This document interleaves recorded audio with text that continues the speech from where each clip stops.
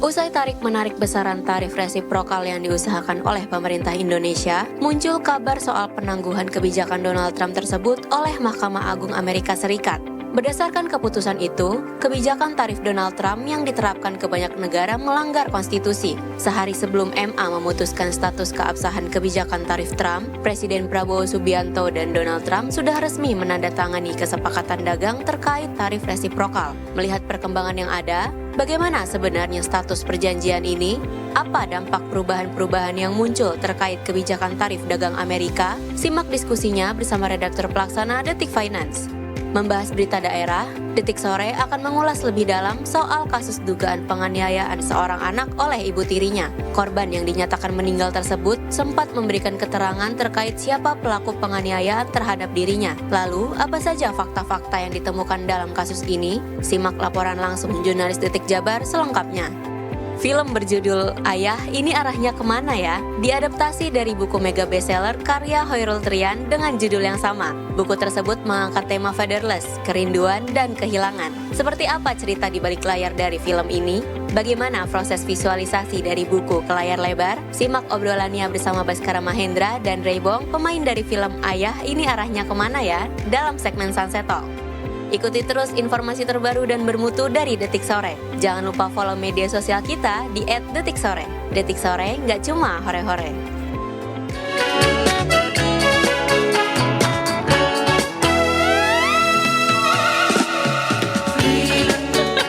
Sekarang tuh ceritanya tiap kali kita buka siaran disuruh nebak lagu kayaknya. Soalnya lagunya udah beda-beda sekarang. Oh gitu ya? Ini lagu apa ya? Intronya tuh kita nanti coba dengerin terus tebak gitu ya. Iya. Dapat poin nggak? Dapat dari Mas Yansa, dapat saldo e-wallet.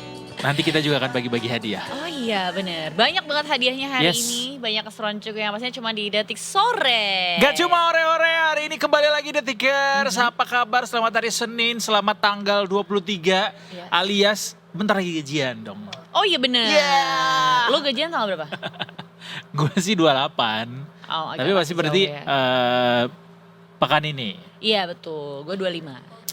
Congratulations. Tapi lebih cepat ininya, habisnya. Habisnya bener. Ya walaupun berapapun tanggal gajiannya, Tetap habis biasanya ya. di usia yang sudah menginjak kepala orang ini, Rasanya itu ingin gaji tuh menginjak ya. ya Bener. nggak lama-lama ya netepnya. Gak ya. lama-lama. Tapi gue gak tahu ya kenapa flow itu dirasakan sama banyak orang ternyata ya. Gue kira itu masalah pribadi gitu. Di usia-usia yang sudah menginjak kepala orang kan. Bener gitu kayak mau gajiannya tanggal 25, 28, 30, even 1 gitu. Tanggal 7 Reality udah habis hits kayaknya. you. But ya, walaupun gua menganut prinsip zero budgeting. Jadi kalau memang uang lo udah ditransfer tuh buat rekening, buat yang gajiannya bulanan gitu ya, ya gue habisin tuh rekening yang di situ karena gue plot-plotin. Oh jadi lo habiskannya adalah di rekening yang sudah lo bagi itu. Iya, iya, jadi iya, buat iya. kebutuhan bulanan, set gue budgetin segini. Jadi kalau lo kurang, terserah lo mau pakai dengan cara apa tuh untuk bisa menutupi itu. Iya. Ya tanggung jawab sama konsekuensi budgeting lo. Terus untuk transportasi berapa, untuk rumah berapa, untuk tempat tinggal, untuk apalagi ya, foya-foya berapa gitu sih. Gak ada Jadi untuk budgetnya bayarin temen di dinolin rumah gitu. Bayarin temen tuh masuknya adalah kategori sosial ya. CSR. CSR. CSR ya. Hai Detikers ya, hari ini agak lemes gue sih karena Ini udah hari perjalanan. berapa ya buat puasa ya? Buat lo ini hari keberapa puasa? Buat gue ini baru hari ke-5 5. apa ke-4 tuh gitu. Karena gue awal puasa belum bisa bergabung. Oke. Jadi udah lebih dari 3 hari berpuasa. Gimana? Adakah perbedaan puasa tahun ini dengan tahun lalu? Gue rasa nggak ada sih kalau soal kayak aduh lebih lebih gampang lapar dan lain enggak sih. Itu Sama kayak aja. mungkin udah di titik umur berapa tuh udah puasa Betul. aja gitu. Cuman lebih kayak ke aktivitas gitu. Terus udah gitu juga lebih ke berkurang kok, jadwal bukber juga berkurang. Teman semakin sedikit ya. Iya juga ya. Iya. Iya bener tuh. Gue juga baru menyadari kalau ternyata umur itu mengurangi intensitas kita juga bertemu dengan orang lain dan juga intensitas berteman kita ya. Iya, betul. Jadi kayak lebih kecil gitu circle-nya. Kecil, circle-nya lebih tepat lah. Orang-orang yang akhirnya tersisa ini. Really? Gitu. Oh gitu. Iya lah gitu. Karena kan kalau dulu kayak semua temenan diiyain dong sama ya. semua orang. Mau kemana? Ayo. Aku Let's go. jabanin. Mau ke situ? Iya, ayo. Ke gunung, ke laut, ke pantai. Kalau sekarang lebih banyak magernya. Kalau aku sih gitu. Oh, kamu aja kan. Kalau mager-mageran, nggak usah lah detikers. Walaupun puasa tetap harus bisa tetap ini ya, Produktif beraktivitas dengan produktif gitu Betul. ya. Boleh untuk beristirahat. Karena juga katanya puasa itu juga ada apa ya, pahalanya kalau misalnya tidur ya, tidur Iya, siang ya. tapi jangan habis sahur sampai maghrib Jangan ya dong. tidurnya ya. Intinya adalah tetap produktif walaupun lagi puasa. Itu pahalanya insya Allah lebih berlipat ya. Kata Siap. teman saya yang melaksanakan puasa begitu. Oke, Dan kata Ustadz di kajian Roblox yang saya ikuti. Oh, oke. Udah pernah ikut kajian Robloxnya Belum. Detikom? Itu war loh tiketnya. Oh iya, Iya, seru. seru. Dan itu mungkin ya perbedaan puasa tahun ini dan tahun lalu karena sekarang ada kajian Ada Roblox kajiannya di ya. Roblox, benar. Tapi kalaupun puasa itu balik lagi Detikers jangan sampai bikin kita malah jadinya apa ya, melegalkan segala hal-hal yang negatif gitu. Misalnya kita nggak apa-apa untuk bermalas-malasan, kita nggak apa-apa untuk ngantuk-ngantukan. Apalagi kalau misalnya kita nggak apa-apa ngantuk-ngantukan pas lagi ngendarai transportasi gitu, kendaraan. Kayak yang Kalau terjadi itu di Transjakarta ini baru-baru Bahaya ini. dong. Ada Melihat apa nggak? sih? Dengar nggak? Kalau Transjakarta jalur langit tuh lagi apa? Baru saja adu kambing gitu. Adu banteng. Adu banteng, adu Agak kambing, kecil adu ya banteng. kambing ya. Ya. Jadi sebenarnya gue sempat dengar beritanya, tapi gue belum kepoin lebih lanjut nih. Dan itu kan sebenarnya adalah jalur yang selalu gue lewati Steril, ya. ya. Jalur langit itu salah satu jalur yang memang. Oh iya lu ke arah Ciledug ya? Iya, gue Oke. turun di Velbak. Ih banjir. Enggak dong. Oh enggak ya? Enggak. Oh Velbaknya enggak. Iya, Iya. Ciledugnya maksudnya. Iya, baik Ciledug.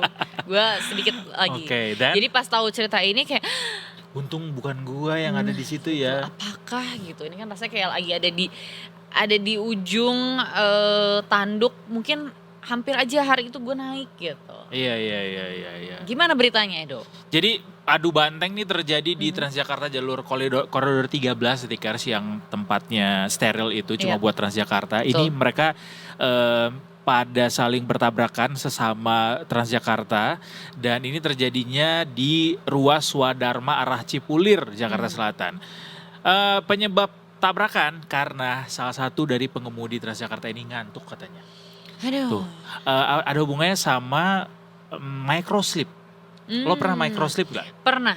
Pernah. Sambil berkendara. Iya. Terus dan gimana? What happened? enggak, jadi tetap baik-baik aja waktu itu. Gue nggak ngerti Tapi kenapa lo bisa. tahu bahwa lo sedang microslip waktu itu Iya, dan hampir karena- kayak oleng gitu. Bukan karena olengnya, karena kagetnya gue udah tahu-tahu udah mendekati pintu tol. Kayak perasaan gue tadi baru masuk gitu loh. Gitu Berarti hilang. untung sepanjang perjalanan nggak kenapa-kenapa tuh Iya, setir mungkin ya. untung udah ini ya, udah habis ke bengkel gitu ya, udah spuring and balancing. Itulah orang Jadi Indonesia. dilepas juga. Selalu aja ada Ada untungnya ya. untungnya. Tapi itu dia soal microslip ini yang katanya jadi salah satu penyebab dari sopir ini tertidur. Kalau misalnya dibiarkan sangat berbahaya karena hitungan detik doang kejadiannya itu bisa sangat berbahaya Detikers. Karena kalau ngeliat mobilnya juga ini lumayan parah ya. Betul. Dan sejumlah penumpang juga mengalami luka-luka imbas dari kecelakaan ini Detikers. Ada 23 penumpang yang terluka gara-gara tabrakan adu banteng Transjakarta di koridor 13 ini. Disampaikan oleh Kasubdit Gakum Ditlantas Polda Metro Jaya AKBP Ojo Ruslani bahwa kecelakaan ini kejadiannya pukul 7 pagi yang melibatkan bus Transjakarta Biang Lala yang kemudian ini mengarah ke Kebayoran menuju Cipulir dengan bus Transjakarta Mayasari Bakti yang dari arah Cipulir ke Kebayoran. Kemudian tabrakan dan akhirnya ada 23 penumpang yang terluka imbas dari tabrakan ini dan Transjakarta juga sudah meminta maaf atas kejadian ini dan juga evakuasi sudah dilakukan. Saat ini sedang dilakukan evaluasi begitu ya terkait dari pengemudi yang menjadi salah satu faktor gitu terjadinya kecelakaan ini. Itu soal microslip tuh sangat berbahaya. Harusnya udah jadi SOP sih buat buat perusahaan kalau misalnya pengemudinya ini mengalami kelelahan atau apa itu tidak boleh sama sekali melanjutkan pekerjaan gitu ya. Iya betul, walaupun ya agak susah juga ya, karena mungkin ketika berangkat tuh baik-baik aja gitu ya. Itu jadi Terasa ngantuk ketika sudah di tengah perjalanan ya. Yang penting hati-hati sih yang paling utama dan mawas diri. Kadang memang pengemudi itu ngerasa bisa kok, nggak Nah, iya. apa-apa kok Nih gitu gue kan. coba tanya sama lo yang POV pengemudi ya, yang Mhm, juga pernah mengalami microslip. Kalau misalnya microslip sedang lo alami, kemudian lo tenggak kopi, mhm. does that works? Buat gua yang bisa tidur kapanpun gitu ya, walaupun sudah Walaupun menenggak menenggak. 2.000 liter Iya kopi, gitu, nggak ngaruh. Karena menurut nggak gua ngaruh ya. ketika memang tidur, ya bisa menguap itu kan antara memang sudah kelelahan atau kekurangan oksigen. Menurut gua better gua minum air putih gitu, air Hmm. mineral gitu. Itu. Jadi, tetap yang paling utama adalah ya langsung melipir aja Termasuk dan kalau tidur. misalnya makan permen kopi gitu, Oh ya, atau kalau makan lemon, aktivitas sih pasti ngaruh ya. Kalau mengunyah gitu kan itu aktivitas nih. Kalau cuman minum doang menurut gue sih tidak tidak tidak terlalu begitu berpengaruh buat iya lo at berpengaruh. least ya. Iya gitu. Oh, Atau mungkin tadinya bisa melipir ke rest area beli makan. tadinya gue mau menyarankan bahwa buat orang-orang yang mungkin cenderung punya gejala microslip, Mhm, gue gak tahu ya, correct me if I'm wrong, kalau microslip tuh ya bisa dialami oleh beberapa orang, mhm. tapi itu bisa jadi sebuah kebiasaan juga gitu. Karena Iya. ada beberapa temen gue juga yang suka microslip dalam perjalanan jauh, ya either dia nabrak orang atau dia kecelakaan tunggal kan jadinya kalau kayak gitu Oh, gitu. iya iya iya iya. Suka mengendarai dengan mata tertutup. Nah, tapi ini mungkin 2 minggu lalu lah temen gue baru cerita sama gue. Tapi kalau dia microslipnya karena memang lagi sakit. Jadi sekarang nih Hmm. dia sedang mengidap salah satu penyakit. Hmm. Tapi dia bilang reaksinya adalah sering tiba-tiba hilang. Ngantuk di perjalanan gitu. Bahkan ya sedang beraktivitas, even dia mungkin lagi kayak buka handphone gitu. Tiba-tiba nggak ada suaranya, ternyata dia tidur. Dan katanya harus dibangunkan. Jadi dokter udah bilang kalau memang udah gak ada suaranya harus dibangun. Nah, ini juga jadi peringatan lagi buat Mhm. kita ya, apalagi bentar lagi kita kan akan melewati musim mudik, Iya. di mana banyak sekali orang berkendara dalam perjalanan yang jauh ya, Mhm. apalagi lewatin tol yang lurus-lurus aja, Betul. itu sangat mungkin terjadinya microslip.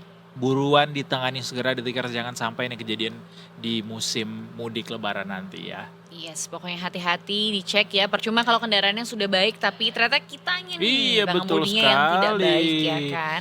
Tapi kalau yang ini juga sesuatu yang kurang baik sebenarnya. Apalagi nih? Karena ya tadi yang gue sempat cerita di awal, ada perang-perang yang kayaknya susah banget dihentikannya gitu ya. Dan ini juga menyangkut berbagai negara, termasuk Indonesia gitu. Which war is that? Iya, jadi ini adalah perang dagang Amerika ya, yang sebenarnya kayaknya imbasnya ke sana ke sini, kemana-mana gitu kan. Kesana kesini kemana-mana. Asik. Gue I didn't see it tambahin deh. coming. Tapi boleh juga lah asiknya. Jadi kesini, kesana, perang ini terjadi. Dan salah satunya adalah mempengaruhi Indonesia gitu, di mana Indonesia ini sudah menandatangani ATR ya? Yes. Agreement, ART, Agreement on Reciprocal Trade ya. Is that correct? Bener nggak Mas Yansa? Perjanjian yang ditandatangani sama Amerika dan Indonesia kemarin namanya ART, Agreement Reciprocal Trade. Benar ya? Kayaknya Gue iya, lupa. Pokoknya ART aja nama nota kesepahaman ya. gitu. Jadi memang ini terjadi kisruh lah ya gitu kan, dimana sebenarnya kan banyak negara yang bergabung, tapi Indonesia ini sudah tanda tangan nih gitu, dimana ternyata menurut Mahkamah Agung Amerika lah gitu ya, ini tuh tidak sah gitu.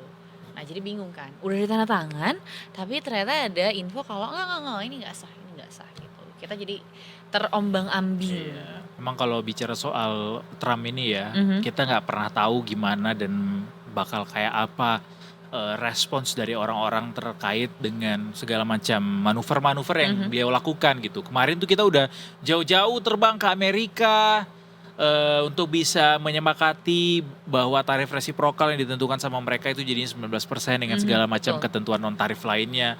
Tiba-tiba setelah kita kelar tanda tangan ada keputusan dari Mahkamah Agung yang mereka untuk membatalkan niat Trump melakukan reciprocal tarif untuk sejumlah negara di dunia dan kemudian setelah dibatalin beliau naikin lagi tarifnya jadi 15% gitu. Aduh. Kayak ini gimana sih, hukum Maunya apa sih apa? sebenarnya yang berlaku di dunia ini gitu. Mau hukum dagang WTO nggak berlaku, mau hukum perdamaian dunia atau perang PBB nggak berlaku. Nah, kan. Mau kemana kita? Wah. Wah, Oh, bukan negeri Paman Sam ya, negeri Paman Waduh. Trump. Dan ini nanti akan dibahas juga sama Oh ya? temannya Edo. oh iya? Iya. Are you sure? Yes, di Detik Finance. Oh nanti bareng iya, sama Detik Finance adalah Mas teman Angga Alia karibku. Firdaus. Oh, itu bos aku bukan teman Iya, aku. tadi aku sih dibilang itu ya. Cuman aku kan mau ini lebih friendly. Oke, Gitu. oke. Nanti kita akan bahas di editorial review bareng sama Detik Finance, Detikers. Yes. Ngomong-ngomong apa soal lagi? Detik Finance, ini juga ada satu berita yang hari ini bikin trafficnya Detik Finance lumayan kenceng nih. Apa tuh? Soal LPDP yang kemarin huru-hara. Iya, iya, iya. LPDP benar. ini kan dana abadi yang dikelola sama Kementerian Keuangan, Mhm. yang mana Menteri Keuangan adalah Pak Purbaya. Dan pagi ini Kementerian Keuangan melakukan APBN kita, konferensi pers bulanan gitu. Dan di awal beliau melakukan konferensi pers, beliau bilang dulu ke teman-teman media gitu. Ini kita mau mengawali dari ini ya, apa namanya, kondisi global. Kondisi global teman-teman udah paham lah ya, atau udah bosen ya ngupdate kondisi global. Tapi ini ada yang mau diupdate soal apa? LPDP ya. Terus dia ngelihat ke direktur LPDP yang ada di belakang dia kayak, terus dia bilang kayak ini nggak usah. Oh, sebelum dia ngelirik itu dia bilang gini, apa? Soal ini ada yang heboh-heboh nih ya, soal LPDP kemarin ada yang bilang nyesal gitu jadi warga negara Indonesia. Terus katanya biarin aja dia jadi, pokoknya intinya adalah Pak Purwo bilang 20 tahun lagi itu bakal nyesel karena udah berganti kewarganegaraan itu. Dia nggak tahu kalau 20 tahun lagi Indonesia akan jadi negara superpower. Wow. Ekonomi keempat terbesar di dunia, 2045 Indonesia emas. Hidup mahasiswa. Gitu cocok, katanya. Cocok apa gua? Cocok menyemangati orang-orang yang mungkin sedang Putus kurang asa semangat ya. ya kan sebagai WNI, karena kan dari kemarin memang sebenarnya ya jauh dari sebelum LPDP ini kan memang ya hashtag pergi aja dulu, Kabur aja kabur aja dulu, dulu gitu kan. Benar Memang sih. sedang marak lah gitu. Terus ditambah lagi ini di sosial media gitu kan bilang kalau udah cukup saya yang jadi WNI, anak saya jangan kayak gitu. Ya menuai pro kontra pasti ya. Pasti. Mungkin beliau merasa ini kali ya, wah ini pasti bakal banyak yang Support.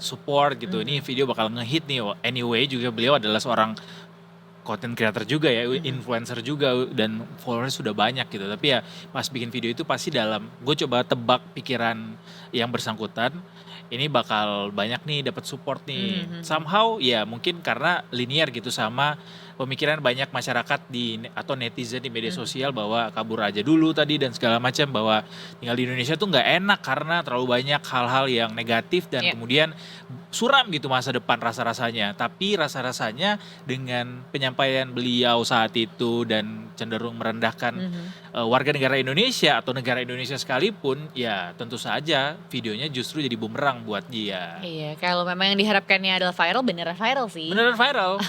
Dapet tuh momentum viralnya. Dan akhirnya setelah Pak Purbaya ngomong gitu tadi, Pak Purbaya juga menanyakan ke Dirut LPDP-nya, kemudian disampaikan bahwa yang bersangkutan alias suami dari si content creator itu katanya bersedia untuk mengembalikan seluruh dana beasiswa LPDP yang sudah dipakai sama Waduh. yang bersangkutan. Lumayan. Tapi ini dari suami doang ya, karena Iya, yang iya. dari istri katanya kan sudah selesai Dia udah lulus juga ya, apa sudah namanya kewajiban yang si 3 tahun itu dan Iya. udah lulus juga. Kemudian jadi yang bakal dibalikin itu yang dari suaminya Yang gitu. memang sedang dilakukan sekarang kan ya, lagi S3 Iya, masih S3 ya. S3 dia. Masih ongoing beserta dengan bunganya juga kata Pak Purbaya. Waduh, berat banget. Berapa ya? Berapa sih besaran dana LPDP itu? Beasiswa itu? Apalagi Inggris kan? Inggris Iya. lebih banyak lagi berarti yang akan di-spend kan? Bener. Ya ratusan juta kemana lah balikin itu. Mbak Hani. Oh Bu Sri Mulyani. Oh sampai 1 M. Satu orang Buset. oh, sampai Apalagi selesai S3 berarti ya. Apalagi S3 yang Sampai kebutuhannya selesai ya. Iya, pasti iya, lebih iya. banyak. Ya, good luck. good luck. Tapi Beneran kayaknya- sih, tapi good luck Iya, buat gue. terlepas dari background beliau kayak apa, ini adalah sebuah sebuah presiden buruk untuk dia dan juga mungkin untuk karirnya bahkan. Karena sampai-sampai Pak Purbaya juga bilang pemerintah akan nge-blacklist mereka berdua dari lowongan-lowongan di pemerintahan. Itu sebenarnya kan akhirnya yang awalnya mungkin bilang nggak mau balik lagi ke Indonesia karena semua hal-hal buruk yang dirasakan. Kalau sekarang jadi beneran nggak mau balik lagi ke Indonesia karena Udah gak bisa. takut. Oh, takut. Malu mungkin kan. Ya repot deh jadinya ya. Itulah namanya apa sih peribahasanya yang kalau lo ngomong jadinya berbalik ke lu gitu. Mulutmu harimau, singamu. kurang garang. Kurang garang harimau. Oke. Ya, habis ini kita akan menuju ke pengumuman pemenang ujian SIM Detik Yeay! Oto yang sudah banyak sekali diikuti banyak orang karena kepengen helm baru katanya. Helm ya ini. Helm, ada 2 helm dan Dua helm. juga 5 e-tol gitu. Ih, asik tuh dapat helm baru, dapat Surat e-tol. izin mengambil hadiah. Wais. Kamu berhasilkah mendapatkan SIM-nya kali ini? Tungguin aja, siapa tahu nama kamu nanti akan muncul ya. Helm baru. Lebaran kalau baju baru doang biasa aja. Wih, Lebaran helm baru dong. Kita mudik gitu kan pakai motor misalnya Nah. yang jarak-jaraknya dekat. Betul. Atau nggak usah mudik pakai motor, mudik bawa helm baru kan kayak kok bawa helm baru sih? Dapat dari Detik Oto dong, gila kali. Keren banget, nanti semua orang-orang di kampung halaman tuh pasti ngiri. Langsung ikutan juga. nanti. Nah, ini adalah apresiasi Detikers dari Detik Oto untuk program online activity yang bertajuk Ujian SIM. Tadi udah disepitin sama Aya. Kuis ujian SIM Detik Oto ini sudah berakhir begitu ya di tanggal 22 Februari kemarin dan hari ini kita akan umumkan pemenangnya lewat aman. Habis ini Break Detikers, dulu. kita Habis break ini dulu, ya. kita tease dulu. Habis ini siapa ya kira-kira pemenangnya akan kita umumkan Detikers. Kamu yang beruntung atau aku? Aku sih kemarin nyobain pakai akun lain. Bodong. Ayo udah tungguin aja, cuma di Detik Sore. Gak cuma. Hore-hore.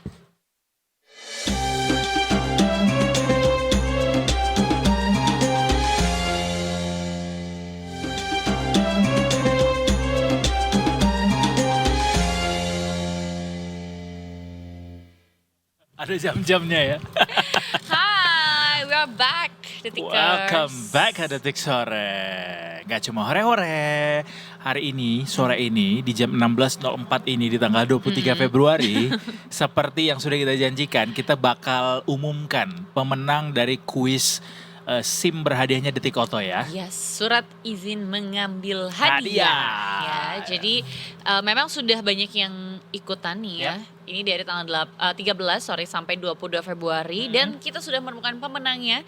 Ada 5 orang beruntung yang mendapatkan e-tol masing-masing Rp100.000 dan juga 2 orang beruntung mendapatkan helm.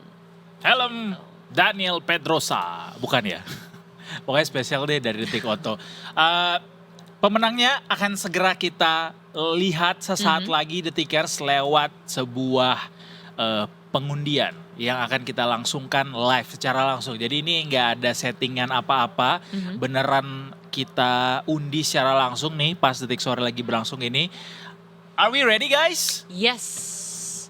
Ya. Harus ready dong. Kita coba undi untuk pemenang e-tol dulu kali ya, Rp500.000 untuk 5 orang pemenang ya. Betul. Jadi ini pemenang yang pertama. Yang pertama, siapakah pemenangnya? Drum roll. Oto 340 atas nama Nuri Nuri Eka Eka. Diansa Putri.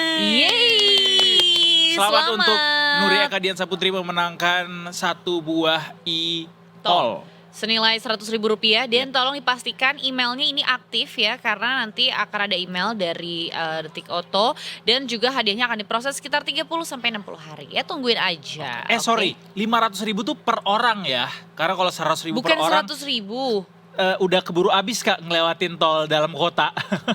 Soalnya tadi katanya 500.000 untuk 5 orang. Ya udahlah, gak apa-apa ya. Nanti kita lihat aja, kita tanya siapa yang Masing-masing tapi ya.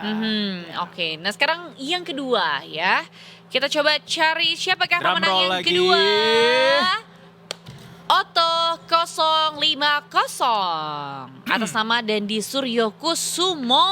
Selamat Mas Dendi, semoga makin dandy dengan, ya sayang sekali nggak harusnya makin dandy dengan helm baru ya, tapi makin dandy dengan e-tol barunya lah. Yes, gak apa-apa lah ya. Ini kan lumayan buat jalan-jalan ya. Bisa, lagi yuk. Yuk Pemenang lagi. ketiga siapakah orangnya? Langsung kita acak, undi lagi. Oto 115. 115 atas nama Arif Arif Hidayat. Selamat buat Arif Hidayat. Nih kalau dapat e-tol 500.000 mah, kalau buat dipakai belanja di minimarket bisa. Bisa. Belanja. Beli tajil. Beli tajil bisa. Bisa. Oh di minimarket itu juga Iya. punya. Iya benar. Yang bisa pakai Buat bayar kartu. transportasi umum bisa. Bisa. Buat bayar tol apalagi, namanya aja udah e-tol ya. Yes. Lagi yuk. Yuk. Pemenang keempat kalau gitu ya. Yang Silakan, keempat Maya. adalah Oto 414 atas nama Hadi Suhadi. Congratulations. Pas ini orang Sunda. Karena berulang Karena ya. mengulang.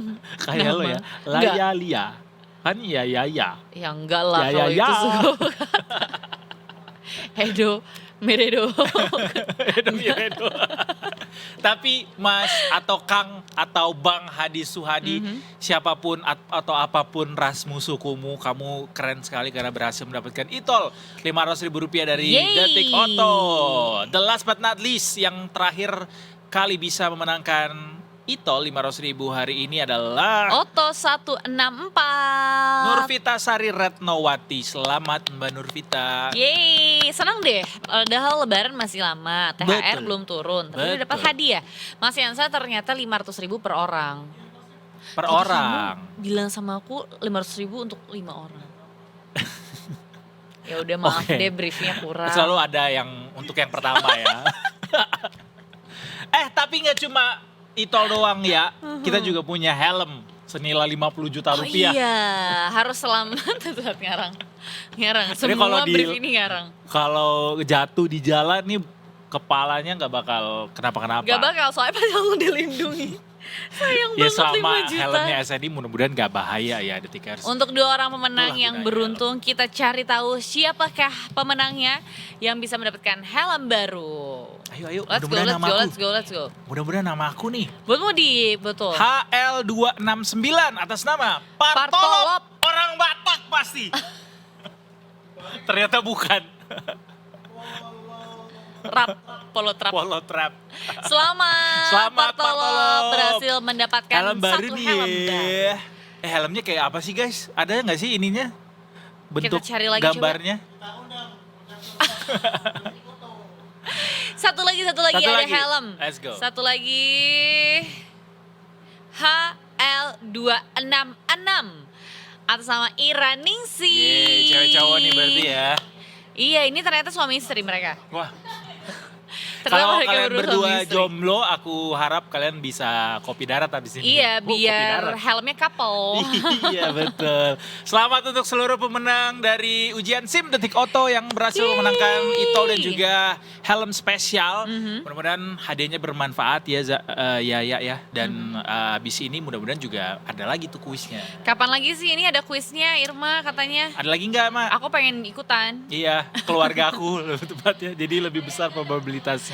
Kapan lagi? Mungkin secepatnya lah ya, Ya, nanti ada hadiah lagi. Kalau mau tahu kapan lagi, pantengin terus Detikcom, Detik Auto, Instagramnya, media sosialnya, TikToknya. Yes.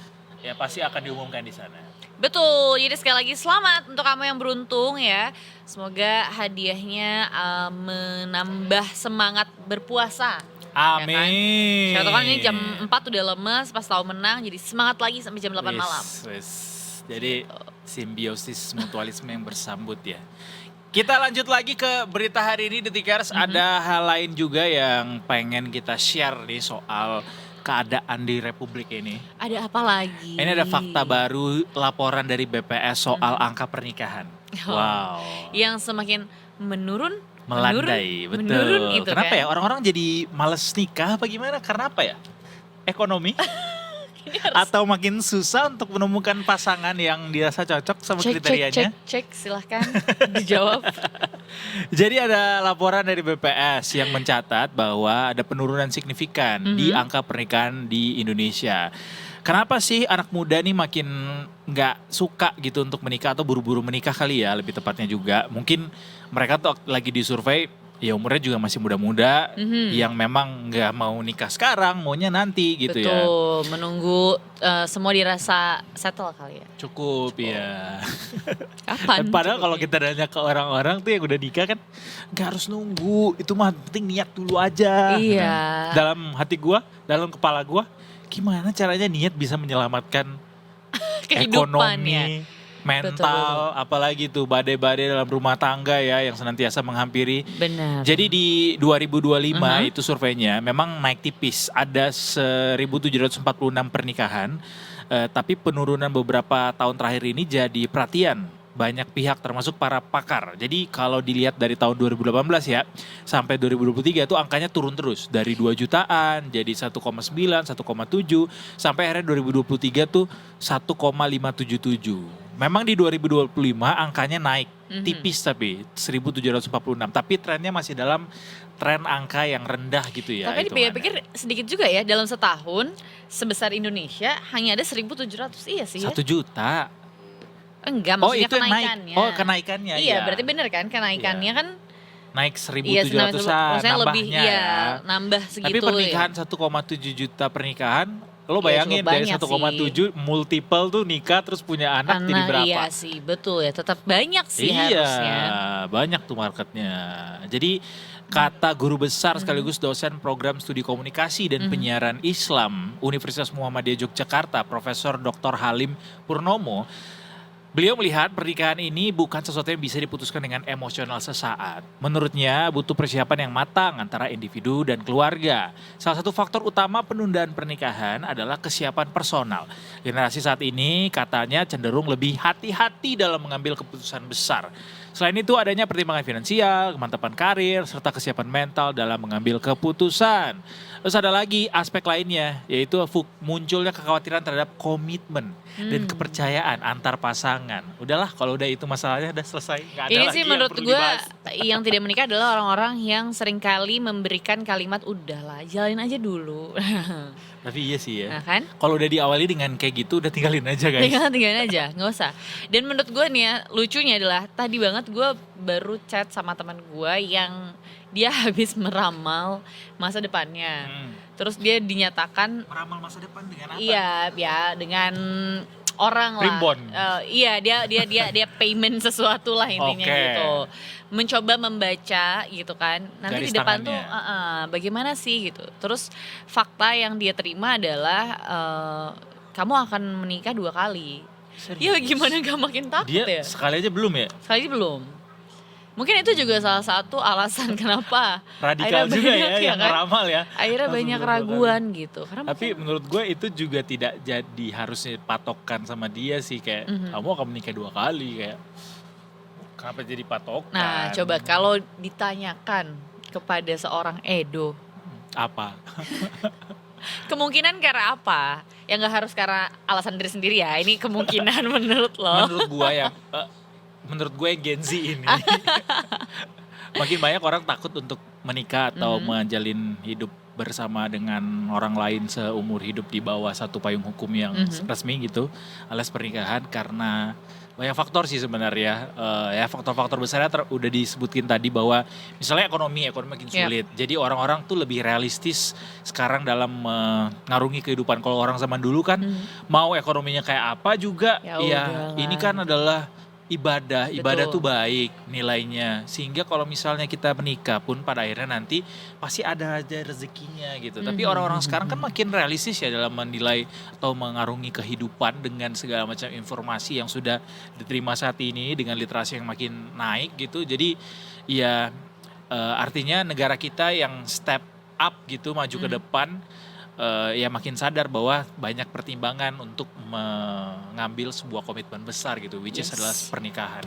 Betul. Dan ya gue dari sudut pandang perempuan ya gitu, akhirnya mungkin punya teori-teori kayak kalau gue sendiri itu baik-baik aja, Dan ternyata berdua malah repot. Kenapa gue harus berdua? Banyak juga itu. Walaupun gue juga tadinya berpikir demikian, tapi walaupun kayaknya itu terlalu self-centered deh untuk punya POV kayak gitu. Karena belum tentu ketika lo sudah sendiri bahagia kemudian berdua lo nggak butuh orang lain, nggak juga nggak sih? Karena iya manusia adalah makhluk sosial, bahkan Betul. Punch aja yang seekor kera terkurung dalam gua itu butuh diterima sama sosialnya sampai harus bawa boneka IKEA gitu kemana-mana. Apalagi kita manusia yang punya hati, punya perasaan, pasti pengen juga lah punya pasangan Yes. legal seumur hidup. Betul. Gitu. Jadi kira-kira kapan Edo? Lu udah kayak tante om gua, mak gua Karena yang ini kan mendekati nanyain. lebaran ya. Iya mendekati lebaran, dia Mendekati lagi lebaran, cosplay. Iya lagi cosplay. Gue lagi mempersiapkan pertanyaannya dilempar juga sama gue sebenarnya ya. Besok, kalau udah ada jodohnya besok ya kita langsungkan lah. Apalagi sekarang orang nggak butuh harus persiapan yang gimana-gimana Iya, ya untuk tidak nikah harus. tuh. Udah kayaknya pesta besar-besaran tuh udah nggak jadi budaya sih. Semakin berkurang Ya, lah. semakin ya. berkurang dan Intimate, orang-orang juga mungkin orang. semakin sadar kalau pesta tuh nggak harus yang gede gitu ya. Mhm. Pesta-pesta tetap ada perayaan tapi ya skalanya mungkin jadinya lebih priority gitu yang Yes. diikut sertakan gitu Tikers. Ya pokoknya kalaupun menunda pernikahan nggak apa-apa, tapi kalau sampai Tidak ingin menikah. tidak ingin menikah ya juga nggak apa-apa juga sih. It's a statement though, cuma Iya. maksud gua nggak jadi deh. Gua takut diserang sama netizen. Abis ini kita break dulu deh Tikers. Kita udah bagi-bagi hadiah, kita udah kasih informasi juga. Abis ini kita akan menuju ke mana? Aya? Akan kemana Mas Yansa? Kita ke Berita Nusantara. Yes, Berita Nusantara. Ke Jawa Barat. betul Oh, sekali. ada Jawa Barat yang Yang Ibu Tiri itu loh. iya di Sukabumi ya. Mm-mm. Jadi ini mengkhawatirkan sekali, apalagi ya namanya di tengah-tengah kita semua ada. Ini kan sebenarnya tetangga tuh banyak, keluarganya ada. Ternyata ada satu anak yang mungkin tidak bahagia selama ini di dalam rumahnya dan tidak diketahui oleh para Oh, warga oke. di sekitarnya gitu kan. Bahkan sampai akhir hayatnya. Meninggal dunia pada akhirnya. Meninggal dunia pada akhirnya. Nanti kita akan bahas yang pastinya di Berita Nusantara. Abis ini di Tikers tetap bersama kami di Detik Sore. Gak cuma hore-hore.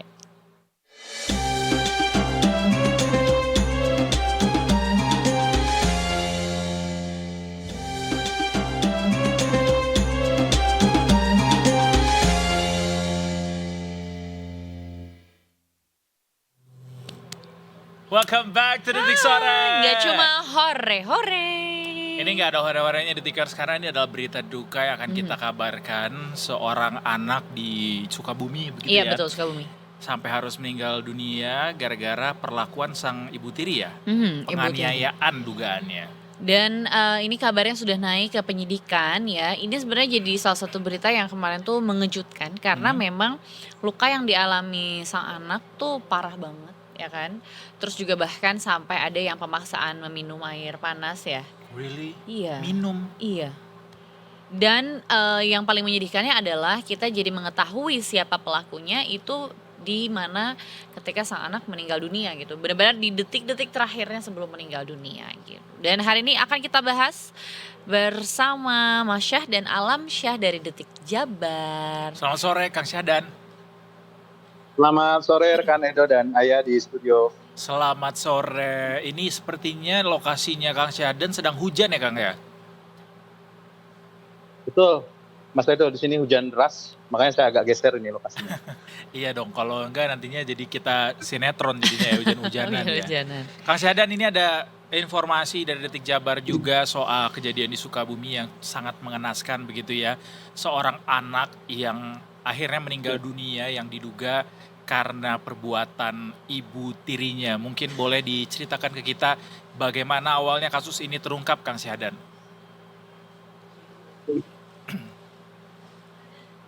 Baik, rekan Edo dan Ayah di studio 20 Detik. Sebuah kabar duka memang datang dari wilayah Kecamatan Jampang Kulon, Kabupaten Sukabumi, di mana ada seorang anak lelaki usia 13 tahun bernama Nizam Syafi'i. Nizam ini, almarhum ini adalah seorang santri yang mondok di salah satu pesantren yang kebetulan saat kejadian itu almarhum itu dalam kondisi pulang ke rumah karena menghadapi bulan Ramadan begitu. Nah, saat di rumah itu korban ini mendadak sakit begitu, menurut informasi yang saya dengar korban ini mendadak sakit dan akhirnya dilarikan ke rumah sakit atau RSUD Jampang Kulon di wilayah Kecamatan Jampang Kulon Kabupaten Sukabumi. Nah, setelah itu video-video detik-detik sakratul maut atau meninggalnya Nizam ini viral di media sosial begitu, Edo dan Ayah, hingga akhirnya terungkap adanya dugaan penganiayaan yang menimpa almarhum yang diduga sementara informasi sementara dilakukan oleh ibu tirinya begitu, rekan Edo dan Ayah. Bagaimana bisa terungkap dugaannya dilakukan oleh sang ibu sendiri, Kang Syadan? Baik, sebetulnya saat ini pihak kepolisian masih menetapkan statusnya dari penyelidikan menjadi penyidikan.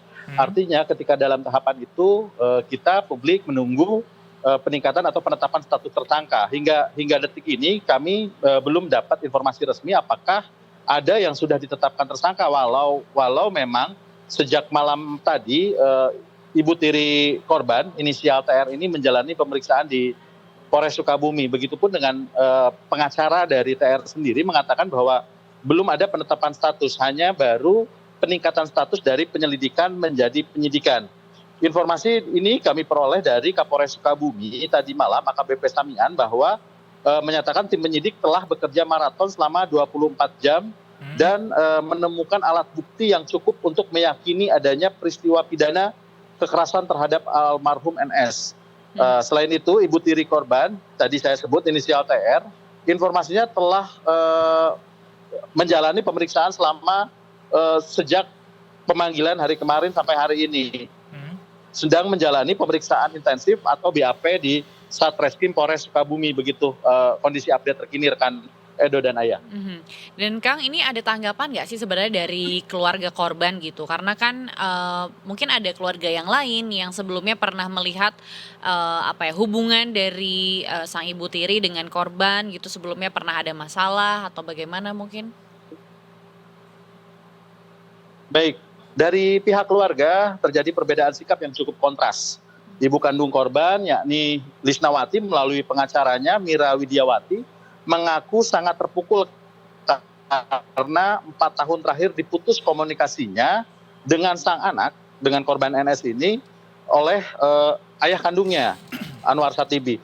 Mereka saat ini menuntut keadilan yang transparan. Sementara itu pihak keluarga dari ayah sendiri dan sang paman sempat meminta netizen untuk tidak menghakimi sebelum ada bukti hukum. Namun hal itu justru membuat sang paman menjadi sasaran perundungan warga karena dianggap menuntut kejadian sebelumnya. Jadi ada pembelaan-pembelaan justru dari adik ipar dari TR yang mengatakan agar netizen tidak menyimpulkan siapa tersangka dalam kasus ini.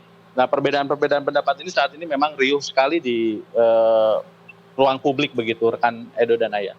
Nah, itu yang juga bikin penasaran, Kang, soal bagaimana akhirnya polisi membawa tuduhan ini ke sang ibu begitu. Apakah ada saksi lainnya yang juga memberikan informasi begitu atau keterangan dari siapa akhirnya ini bisa mengarah ke tuduhannya ke sang ibu? Baik, kalau informasi sih kepolisian sudah menyatakan mereka memiliki alat bukti yang cukup dan keterangan sejumlah saksi. Namun hingga hari ini kepolisian sendiri belum terbuka secara transparan bagaimana sebetulnya penyidikan ini dilakukan, bahkan sampai penetapan pun belum ada informasi ke kami. Namun langkah terdekat mereka dalam hal ini pihak kepolisian adalah merampungkan BAP tersangka dan saksi-saksi. Perlu diketahui ada sebanyak 16 saksi yang sudah dimintai keterangan oleh polisi, termasuk salah satunya adalah ibu tiri korban. Polisi juga saat ini menunggu hasil pemeriksaan patologi anatomi dan toksikologi forensik dari Mabes Polri sebagai bukti tambahan atau scientific crime investigation. Setelah seluruh bukti laboratorium keluar, kepolisian kabarnya akan kembali melakukan gelar perkara lanjutan untuk menentukan apakah ada potensi tersangka baru selain ibu tiri korban. Karena dalam hal ini memang ada dugaan-dugaan yang mengarah ke orang lain selain TR ini begitu. Oh gitu. Dan ini benar nggak sih Kang, kemarin kan sempat beredar kabarnya bahwa ada pemaksaan meminum air panas, lalu juga ada yang bilang beritanya bahwa sang ibu juga memang mengidap gangguan kejiwaan sehingga memang sudah tidak bisa mengontrol apa sikapnya gitu kepada sang anak. Mungkin ada update terbaru Kang tentang berita-berita tersebut? Baik, barusan atau tadi saya sudah berkomunikasi dengan Bu Hori. Bu Hori ini adalah kuasa hukum dari TR. Memang kabar-kabar tersebut secara masif berada di ruang digital dan media sosial yang menyatakan bahwa ada narasi menyebut bahwa si korban ini disiram air panas, kemudian mengkonsumsi air panas, dan itu ternyata dibantah oleh pihak pengacara karena secara faktual pemeriksaan medis tidak menunjukkan ke arah sana adanya paksaan meminum air panas ataupun disiram air panas. Luka-luka melepuh ini karena faktor-faktor lain. Hingga saat ini penyebab pasti kematian dari secara klinis masih menjadi teka-teki medis begitu rekan Edo dan Ayah. Namun polisi sudah mengantongi hasil visum luar yang mengkonfirmasi adanya luka akibat trauma panas. Jadi bukan karena melepuh karena disiram air panas, melainkan trauma panas dan trauma benda tumpul di area wajah dan anggota gerak. Menariknya, keterangan dari Dr. Sulaiman, beliau ini adalah spesialis anak yang menangani korban di RSUD Jamban Kulon, menyebutkan bahwa saat tiba di rumah sakit, kondisi korban mengalami gangguan pernafasan berat atau tidak pernafasan terganggu. Saat ini sampel organ jantung dan paru-paru korban telah dikirim ke Labor Mabes Polri untuk pemeriksaan toksikologi guna memastikan apakah ada zat berbahaya atau penyebab penyakit kronis lainnya. Begitu rekan Ade dan Ayah, Edo dan Ayah. Kang Syahdan, almarhum tinggal bersama siapa saja di rumah dan apakah ada testimoni begitu dari tetangga soal bagaimana sebenarnya kehidupan almarhum bersama keluarganya di rumah tersebut? Baik, rekan Edo, semasa hidupnya almarhum ini tinggal bersama kedua orang tuanya, yakni Bapak Anwar Satibi dan ibu tirinya berinisial TR. Memang secara luas juga ibu kandungnya menyesalkan hal ini karena tidak diberi akses untuk bertemu langsung dengan putranya, dan ibu kandungnya ini baru bisa bertemu saat putranya sudah meninggal dunia atau dikabari pada saat kritis di rumah sakit. Baik. Oleh siapa itu dilakukan oleh ayah kandung dari korban sendiri begitu. Jadi seolah-olah diputus komunikasi antara ibu kandung dengan putranya dan baru terungkap kemarin. Nah, selama sekolah almarhum ini beliau pesantren di salah satu pondok pesantren di wilayah Jamban Kulon, sekaligus sekolah formal juga. Informasi terakhir juga memang sebelum kejadian dirawat di rumah sakit kemudian meninggal dunia, korban ini sempat dirawat sakit di rumah sampai akhirnya mengalami kritis dan dibawa ke rumah sakit. Saat itu juga posisi ayah kandung almarhum ini tidak berada di tempat dan dihubungi oleh TR untuk segera pulang karena kondisi putranya kritis hingga akhirnya terjadilah peristiwa yang kemudian viral ini begitu rekan Edo dan Ayah. Soal tetangga tidak ada komentar ya Kang ya? Sejauh ini belum ada. Belum ada. Baik. Ya, kita sesalkan kejadian ini bisa terjadi begitu ya. Berarti sampai saat ini masih dilakukan penyelidikan ya Kang ya untuk memastikan siapa sebenarnya pelaku dari peristiwa tersebut yang menyebabkan sang anak harus meninggal dunia begitu. Kita nantikan informasi selengkapnya di Detik Jabar tentunya dari Kang Syahdan dan teman-teman, dan terima kasih atas informasinya Kang. Selamat sore. Selamat sore Kang Syahdan. Selamat sore. Ini berita yang memang disayangkan ya karena balik lagi mungkin kayaknya sedikit atau kecil kemungkinan kita hidup tuh tidak ada tetangga ya kan, tidak ada keluarga di samping kanan kiri, tapi yang sering terlewatkan adalah kita memang tidak bisa mengetahui atau mencegah apa yang terjadi di samping kanan kiri rumah kita. Disayangkannya itu sebenarnya kan, sampai akhirnya ketika sudah viral itu ternyata ada kasus ini yang mungkin sebenarnya ada malam-malam lain yang mereka mendengar mungkin ada keributan yang mungkin bisa dihentikan gitu kan. Sebenarnya yang disayangkannya itu gitu di tengah. It's a bit complicated ya, karena tadi dengar juga bahwa ada spekulasi-spekulasi soal gangguan kejiwaan yang dialami oleh sang ibu. Bahkan ada kemungkinan nama lain ya yang ternyata bisa jadi tersangka gitu. Belum lagi ternyata ada semacam fakta kontradiktif gitu atau opini kontradiktif antara tuduhan dengan juga pembelaan dari keluarga gitu. Jadi ya kita nantikan sebenarnya yang paling penting adalah kejadian ini jangan sampai kejadian lagi ya. Betul, jangan sampai terulang lagi, apalagi kasusnya anak loh ini ya kan, yang 13 tahun. yang harusnya mungkin mendapatkan kasih sayang, masih sekolah, masih mengejar cita-citanya lebih jauh lagi, ternyata harus meninggal dengan luka yang tidak wajar ya. Jangan, gue jadi keingat ini tahu apa namanya? Apa tuh? Ya terlepas dari tuduhan-tuduhan yang ada sampai saat ini ya, gue jadi ingatnya dulu tuh, tahu nggak lo film ini? Ratapan Anak Tiri. Tahu. Oh tahu. Tahu, tapi gue nggak nonton. Tapi tahu filmnya. Oke. Bahkan gue menonton film Jojo aja sedih banget itu. Oh iya, Bu bukain Bukain Bu. pintunya Bu, Jojo kedinginan. Benar. Kalau Ratapan Anak Tiri itu kan itu sedih banget sih filmnya zaman itu gue nonton Yang lain karena siapa sih? gue lupa deh. Ah. Pokoknya dia tuh sampai harus luntang-lantung di jalan dengan soundtrack yang begitu grande bikin suasananya jadi makin sentimental gitu, yang Ibu Tiri Oh itu tuh lagunya itu ya? hanya cinta Oh, kepada ayahku saja. Betul. Itu tuh yang Iya, gue sangat tahu fenomenal. lagunya. Aduh sedih deh ya kalau bahas-bahas yang kayak gini. Walaupun ya tidak semua ibu tiri, ayah tiri, adik tiri, kakak tiri itu perannya Ya. harus antagonis gitu Ya, ya. betul. Harus jahat enggak kok Gue gitu. adalah tim bahwa orang tua itu tidak harus orang tua biologis. Ya karena orang di dunia ini juga lahir dengan kondisi yang berbeda-beda, terbangun Betul. berbeda-beda. Selagi lo memang punya orang yang melindungi lo, mengasihi lo, walaupun dia bukan lahir dari darah daging lo, tapi lo boleh nganggap dia orang tua. Kalau memang mereka adalah orang yang bisa lo jadikan pelindung gitu ya. Yes, setuju gue, setuju. Jadi kalau mungkin kamu punya ibu, bapak, tiri, adik, kakak, enggak, tenang aja. Gak usah jadi langsung kayak takut, khawatir gitu. Lihat tuh Punch gimana kerasnya dia menghadapi dunia dengan boneka monyetnya itu. Tapi lu lihat yang kalau dia ketemu penjaganya gak sih? Iya dia Yang selalu sampai lompat. langsung lompat. Lucu kan, Betul. selalu lompat sama orang yang sama itu. Oh dia kayak- itu orang yang sama Itu, ya? iya, Kan maksudnya itu. penjaganya kan banyak Banyak. kan, tapi dia Pas selalu yang ke itu. yang itu. Jadi dia kayak dari jauh udah ngeliat-ngeliatnya Oh pawang iya. gua mau datang nih, hap, langsung lompat. Lucu deh. Sampai banyak orang-orang yang bilang, gue pengen terbang ke Jepang sekarang buat Menyelamatkan adopsi si Punch. Punch-nya gitu. Hah? Mau beli? 400 miliar? Oh my god. Gue aja dibeli. Gue bisa berbuat lebih dari apa yang dilakukan sama Punch. Nggak cuman bisa manjat-manjat ya, lu disuruh kerja juga bisa ya kan. 400 miliar cuy Aduh, Punch, ya look at this. ampun. Ya, kita tuh pengen kasih satu berita lagi sebenarnya Tikar. Sambil Ada, kita ada. menantikan menantikan informasi dari NTMC Polri, tapi satu berita yang kita siapin ini yang happy deh. Biar bisa diterawang-terawang, biar senyum-senyum gitu menjelang buka puasa hari ini.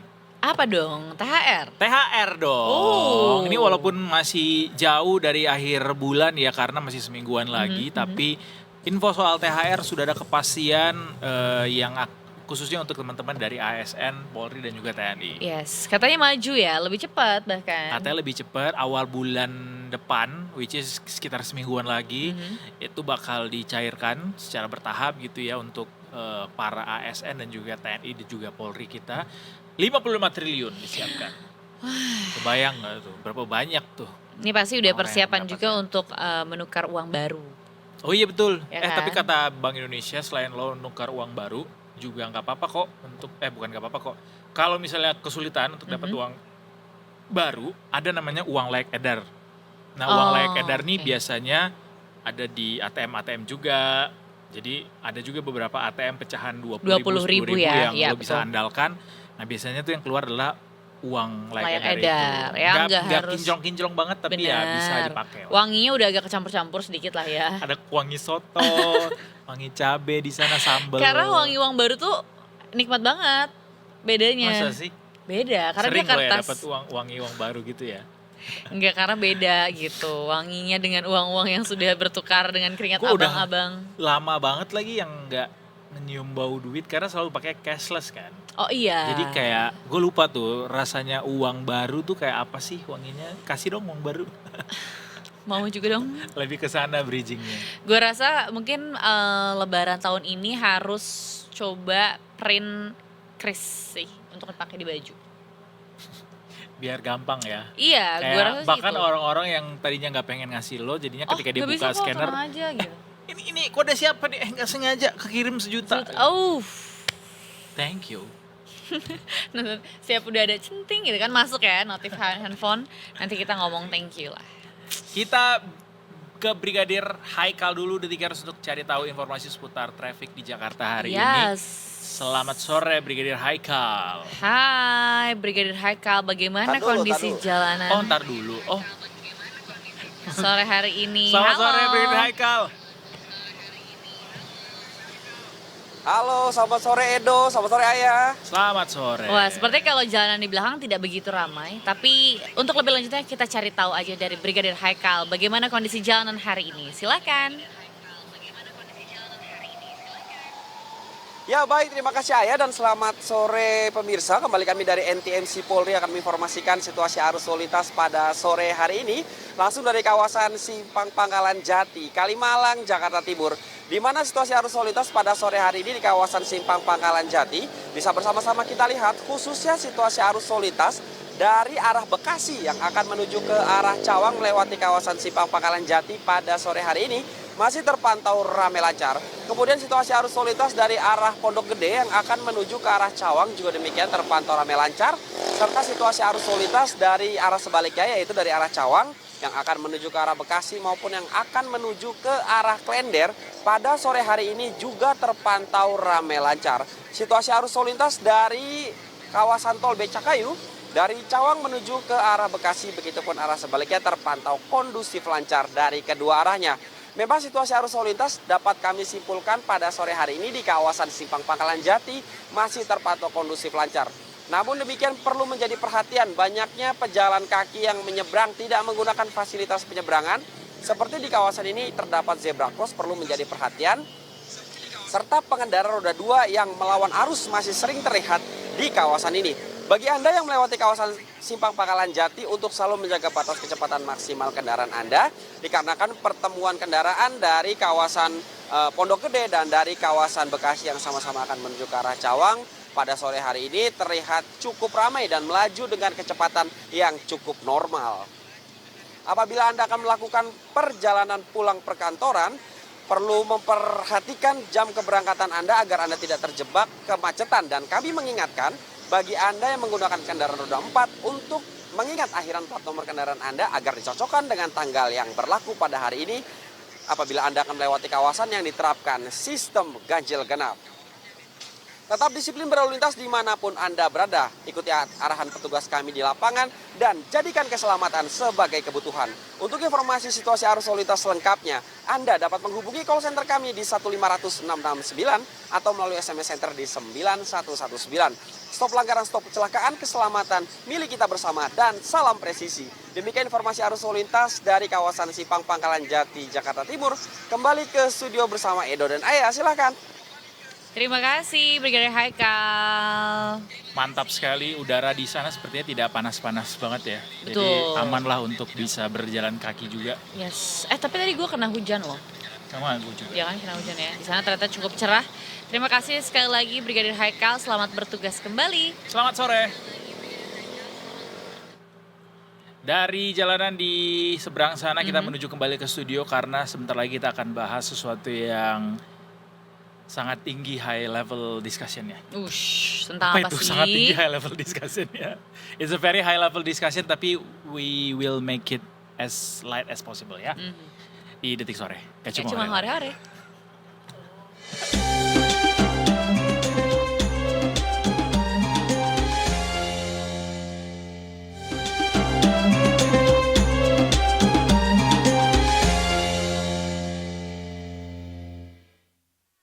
Detikers. Welcome back to Detik Sore. Gak cuma hore-hore dan kali ini gak cuma berdua. Karena ada ini jadi gimana? Lu mau kenalkan sebagai teman atau Beliau adalah special envoy. oh. Iya. Ada Mas Angga Alia Firdaus, redaktur pelaksana Detik Finance. Berat ya ininya Udahlah jabatannya. topik, ya jabatan berat, topik berat, mana lagi medannya juga berat karena lagi puasa ya. Hidup juga berat nih. Oh, Masih kalau Ekonomi jadi berat kongkang juga ya. sini. Jadi WNI. Aren't we all mengalami itu ya? Tapi nggak boleh sampai merendahkan ya. Tidak Dikasih. boleh. Nanti dicabut kewarganegaraan kamu mau. Nah, jangan sampai. Mas Angga, hari ini ada yang seru sebenarnya ya kan? Yang kayaknya dari kemarin-kemarin masih belum selesai dan bahkan ditambah kabar baru lagi nih tentang kisruhnya tarif dagang Amerika. Selalu ada kejutan kalau dengan Trump. Selalu ya. Selalu kejutan gitu. Lagu. Malah Dia sampai udah nggak aneh. kayak bajai aja tahu, cuma Tuhan yang tahu belok kemana. Kalau Trump itu Tuhan aja nggak tahu dia mau ngapain. Iya lagi. Berat ya. Iya lagi. Bahkan dia Tuhan juga kayaknya nanya sana sini. bener. Kacau memang. Jadi apa sih yang perlu masyarakat tahu tuh soal kebijakan tarif yang saat ini dimainkan sama Trump ini, Mas? Oke. Jadi sebenarnya, aduh, berat banget sih ini ya bahasannya. Gue tiap Tadi gue dipanggil udah yang- janji we will make it as light as possible. Jadi itu adalah challenge buat lo. Aduh, gue selalu yang berat-berat mulu nih kalau dipanggil. Oke, jadi sebenarnya ini intinya konflik internal. Internal AS sih. Sama Trump, kelakuannya Trump sama Mahkamah Agungnya. Karena merasa warga AS sendiri merasa tidak diuntungkan dengan tarif ini gitu. Betul. Jadi Karena akhirnya jadinya mereka dia yang ribut lebih sendiri. mahal kan. Jadi. Iya. Jadi mereka akhirnya ribut sendiri. Tapi masalahnya dia ini negara adidaya. Jadi ibarat rumah tangganya nih di satu komplek ada satu rumah tangga yang powerful banget yang ngasih kerja ke semua orang gitu lah. Tiba-tiba mereka bermasalah, akhirnya kita jadi ikut kena imbasnya gitu. Jadi negara-negara lain yang berdagang sama dia, termasuk Indonesia, itu kena imbasnya. Nah, baik secara langsung maupun tidak langsung. Dan gak cuma Indonesia ternyata, negara-negara sekutunya pun seperti Korea Selatan, Jepang, itu mereka juga kena juga. Makanya pada akhirnya semua orang bertanya-tanya, ini kita harus ngapain nih di sini gitu kan, ketika ini satu presiden pengennya nentuin tarif seenaknya. Sementara dalam negerinya ternyata nggak boleh. Dibilangin nggak boleh, ya tiba dia nyari undang-undang lain yang tahun berapa tuh 1976 kalau nggak salah. Bikin tarif baru lagi 10% dan katanya mau naikin lagi 15%. Ya. Nah itu jadinya akhirnya bikin ruwet lah ke seluruh dunia gitu. Iya. Tadi tuh gue bilang bahwa kita tuh sebenarnya berpatokan sama hukum apa sih sekarang berada di dunia ini gitu. Maksudnya kalau soal kayak perang kemarin kita nggak bisa di cover sama PBB gitu, nggak bisa ditengahi sama PBB. Terus soal secara ekonomi WTO udah nggak terlalu berpengaruh lagi juga gitu dengan adanya Amerika yang sesuka hati gitu. Dengan kayak gini nih, gimana sih harusnya posisi kita menempatkan? Kalau udah kayak gini udah kayak every Tawar man gitu. for himself lah pada Iya. akhirnya. Jadi apa ya? Semenjak COVID itu kan juga beberapa negara bukan shutdown sih, tapi mulai mengurangi interaksi dengan ini, interaksi dalam arti yang biasa jual batu bara banyak terus mulai dikurangin gitu. Yang biasa jual gas banyak mulai dikurangin seperti di Eropa, apalagi ada perang kan. Jadi beberapa negara tuh udah mulai ngamanin dirinya sendiri nih jadi beberapa negara tuh udah sadar dan harusnya kita juga ikut sadar bahwa kita nggak bisa lagi bergantung kestabilan Domestik. luar negeri. Oh, luar negeri, Justru, sorry. Ya. justru kita harus stabilkan domestik dulu. Ya. Karena mau sampai kapan kita ngarepin luar negeri itu, maksudnya global itu bisa stabil dengan kondisi seperti ini. Setelah COVID kita pikir kita akan ada perbaikan. Tiba-tiba ada perang Ukraine sama Rusia. Belum itu selesai, ada juga Palestina sama Israel kan, konflik terus. Terus ditambah tarifnya Trump, perang dagang. Jadi dalam waktu dekat kita udah nggak mungkin bisa ngarepin ada kestabilan geopolitik global. Jadi mau nggak mau harus perkuat domestik dalam negeri. Nah, untungnya Indonesia orangnya banyak, warganya gede, jumlah warganya banyak lah. Ditanyain tuh kemarin sama Trump, how much is your Oh, population? seneng gitu. dia kalau jualan ke sini. 240 juta kata dia, kurang-kurangin 280 cuy. Makanya, nah kalau pemerintah bisa melakukan kerjanya dengan baik dan paham bahwa kita harus memperkuat domestik, diperkuat dulu aja dalam negeri ini gimana? Gimana caranya supaya dalam negeri itu ekonominya berputar tanpa harus tergantung dengan luar. Berarti kan mengurangi impor, tetap melakukan ekspor tapi mungkin nggak ke AS, cari pasar-pasar lain gitu. Jadi dengan begitu ekonominya bisa tetap jalan. Mau di luarnya nggak stabil kayak gimana kita aman. Contoh paling nyata itu ketika zamannya Pak SBY 2015-an lah. Kan krisis di Eropa tuh. Ada Brexit, ada Yunani dan lain-lain. Tapi di Indonesia kan kita biasa-biasa aja tuh. Itu tahun 2015 pasti nggak pernah ngerasa kalau kita lagi krisis. Ya. Karena Enggak. kita waktu itu harga Krisis sih komoditas gua, baru mulai kerja gue. Cuma bisa Krisisnya ada lagi. Tapi pada waktu itu industri dalam negeri kita bagus, harga komoditas juga bagus. Jadi ketika terjadi gonjang-ganjing di luar, jadi nggak kerasa sama kita. Ya mungkin kerasa sedikit penjualan kita ke Eropa turun. Tapi that's it gitu. Nah kalau sekarang industri dalam negeri kita bukan dibilang baik-baik saja juga enggak, tapi dibilang Banyak bagus banget juga deindustrialisasi enggak kayak gitu. gitu. Iya. Jadi kita tuh rapuh enggak, rentan enggak, tapi tetap kena imbasnya gitulah. Nah, memang udah benar tuh rencana hilirisasi harusnya bisa diperkuat. Hilirisasi itu salah satu cara kita bisa menjual barang dari hulu, bukan nggak jual mentah, tapi udah jadi barang dan itu udah mutar tuh, udah ada pabriknya, udah ada Jadi lain-lain. nilai tambahnya lebih banyak lagi. Betul. Nah itu harus diperkuat sih hilirisasinya dari sekarang dan mengurangi barang-barang yang produknya dibuat di sini, tapi barang impor. Banyak tuh dari Amerika juga banyak, tempe, tahu, dan lainnya kan dari Amerika impor. Gitu. Oke. Ya, kayak gitu.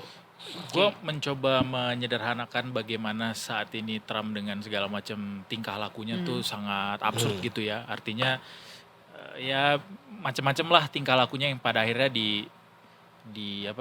dikernyutin gitu sama dunia.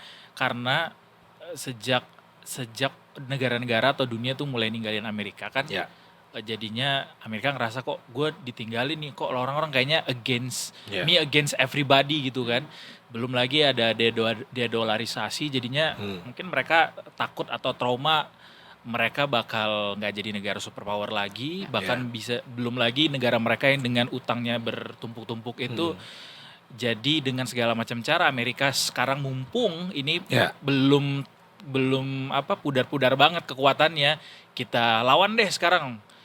Makanya pada akhirnya semua negara dipretelin gitu sama mereka kan. Ya. Cuman caranya terlalu kasar, terlalu menunjukkan kayak post power syndrome gitu loh. Kayak Betul. orang udah tua tapi masih merasa masih muda, terus semua orang diajak berantem gitu. Kan katanya gitu Mas, kalau udah tua tuh kembali lagi seperti anak kecil. Iya, tapi sebenarnya kalau mau belajar sejarah kan memang negara adidaya itu ganti-gantian, nggak pernah ada lama gitu. Paling cuma tinggal nunggu waktu aja. Iya, bahkan Uni Soviet aja pecah tuh. Iya. Contoh zaman dulu lah, zaman Renaissance tuh berapa 1700-an ya. Michelangelo, Leonardo dan lain-lain. Iya. Itu kan maju banget. Dia udah bisa bikin ngerancang arsitektur, bisa bikin seni yang bagus-bagus. Tapi kan setelah selesai sekarang Italia jadi apa? Tahun 10 tahun lalu dia akhirnya krisis juga kan yang Uni Eropa. Ya kalau sekarang Amerika nggak mau lengser dan ngasih tongkat estafet ke negara berikutnya, nggak mungkin sih, pasti itu akan terjadi lambat laun. Cuman mungkin mereka harus bisa mikirin gimana efeknya supaya nggak jatuh banget gitu. Tapi nggak mungkin Amerika mau begitu. Pasti ya Mereka kan. rule Ya the ini world, contohnya gitu. mereka melakukan segala cara. Iya, Tapi iya. kan kalau lu lihat sekarang Cina udah mulai maju kemana-mana. Iya, betul. AI-nya Artinya udah bagus. kalau nggak Trump pun jadi presiden, Iya. Presiden Demokrat pun juga pasti akan melakukan hal serupa sebenarnya kan. Mungkin Bisa cuman jadi, nggak tapi mungkin se-obvious. nggak sekasar Trump Iya. gitu. Nggak tiba-tiba angkat telepon terus, lu gua kasih tarif 20% ya. Pakai Lu mau papan turunin, gitu. kalau mau turunin gini langsung nego di Iya. situ gitu. Tapi kan itu nggak bisa kayak gitu harusnya. With great power comes great With great responsibility. responsibility. Kalau kata Paman Ben kan. Betul sih. Dan Trump powernya segede apa coba? Coba tunjukin di dunia ini yang lebih kuat dari Trump. Epstein. Udah mati. Udah mati katanya. Maksudnya literally nggak ada gitu loh. Dia pemimpin negara, sebuah negara yang adidaya. Dia bisa melakukan apapun. Makanya itu beban moral dia harusnya lebih besar. Iya. Untuk bisa mengambil kebijakan lebih bijak. Gitu loh. Jangan tiba-tiba nyulik presiden di rumahnya. Kayak di Iya, benar. Venezuela gitu loh. Maduro. Tiba-tiba. Itu kan makin bikin nggak stabil gitu geopolitiknya. Iya. Dan ketika seorang presiden diculik dan United Nation diam aja, itu kan jadi hilang trust juga akhirnya. Jadi kita harus minta tolong ke siapa pada akhirnya? Ke Board of Peace udah dibentuk tuh. Yang sudah dibentuk itu. Tapi Mas, ini kan sebenarnya dari yang tadi kita bahas ya udah tahu nih kalau Trump atau Amerika itu kan kemungkinannya kecil kalau menguntungkan kita gitulah gitu ya, atau enggak mungkin jadi tidak terlihat begitu oke lah penawarannya. Tapi ternyata kan sudah tetap ditandatangan juga nih gitu. Ya. Nah, bagaimana sih Mas kalau reaksi pemerintah apalagi setelah akhirnya tahu nih kalau permasalahan ini tuh karena permasalahan Trump dengan Mahkamah Agungnya sendiri, terus akhirnya kayak dibatalin, dianggap nggak sah gitu. Itu tadi baru kita omongin pagi-pagi. Gue minta tolong Edo, coba cek itu, soalnya kita kan baru perjanjian ditekan 19%. Tiba-tiba besoknya dibatalin, turun, Harus jadi 10 lagi. harus jadi 10. Tiba-tiba Trump naikin ke 15. Nah, kita masih nyari tahu juga nih apakah kita tetap di 19 atau kita turun ke 15. Tapi ya di luar semua itu sih sebenarnya kita ini alarm lah. Sebenarnya krisis bukan buat Indonesia, tapi lebih ke alarm bahwa kita jangan mau digini-giniin terus gitu loh. Ya. Kalau kita punya pasar yang kuat, kita punya daya jual yang oke, pasar tuh akan mau posisi nego kita sama pasar tuh lebih bagus lah. Nah itu yang nggak ada kita. Bukan gue ya yang ngomong ya. Tapi kan it's always been like that gitu kayak. Ya industri selama ini kita tidak- selama ini kita ngandelin Iya. sumber daya alam kan, nunggu harga bagus kita jual. Gitu. Betul. Nah makanya kenapa harus ada hilirisasi. Hilirisasi itu kan gini, hilirisasi itu nggak semuanya selalu barang tambang. Orang tuh di kepalanya tuh kan, Soalnya yang pertama kali dihembuskan langsung hilirisasi. jadi kayak smelter, Nikel nikel, ya, iya. enggak. Hilirisasi itu banyak hal. Banyak. Contoh hilirisasi yang sudah terjadi di Indonesia, Indomie lah. Boleh sebut merek nggak nih? Mie instan. Mie instan lah, mie instan, mie instan. Mie instan itu benar-benar produk hulu ke hilir loh. Tapi gandumnya dari sono. Nah itu, tapi salahnya gandumnya dari Iya, Amerika. dari Ukraina. Tapi ada, yang lain ada. Yang paling bagus apa kita punya? Sawit. Oh. Sawit kita tanam sendiri, Iya. terlepas dari kontroversinya ya. Iya. Maksudnya banyak sawit ilegal yang merusak dan akhirnya bikin jadi bencana alam Bencana. dan lain-lain. Sawit itu contoh yang kita dari nanem sampai keluar pabrik jadi kemasan jadi, mereknya merek punya kita sendiri. Bahkan limbahnya pun diproses juga di sini jadi produk. Nah, itu lain-lain. hilirisasi. Hmm. Jadi prosesnya panjang, melibatkan banyak orang, nilai ekonominya gede. Jadi nggak cuma nanam sawit terus jual, itu pendek banget tuh. Iya. Tapi diambil dulu, diolah Proses dulu, dulu ya. jadi sabun, jadi minyak goreng, jadi Kosmetik. kosmetik dan lain-lain. Nah itu yang terlibat tuh banyak. Nah kalau pikirkan kalau semua lini kita punya, Hmm. tekstil kita punya sampai jadi baju, tapi kapasnya kita beli dari Amerika juga. Nah itu coba dibenerin gitu, coba kapasnya kita tanam dalam negeri, gitu. Kedelainya kita tanam dalam negeri, kita bikin hilirisasi.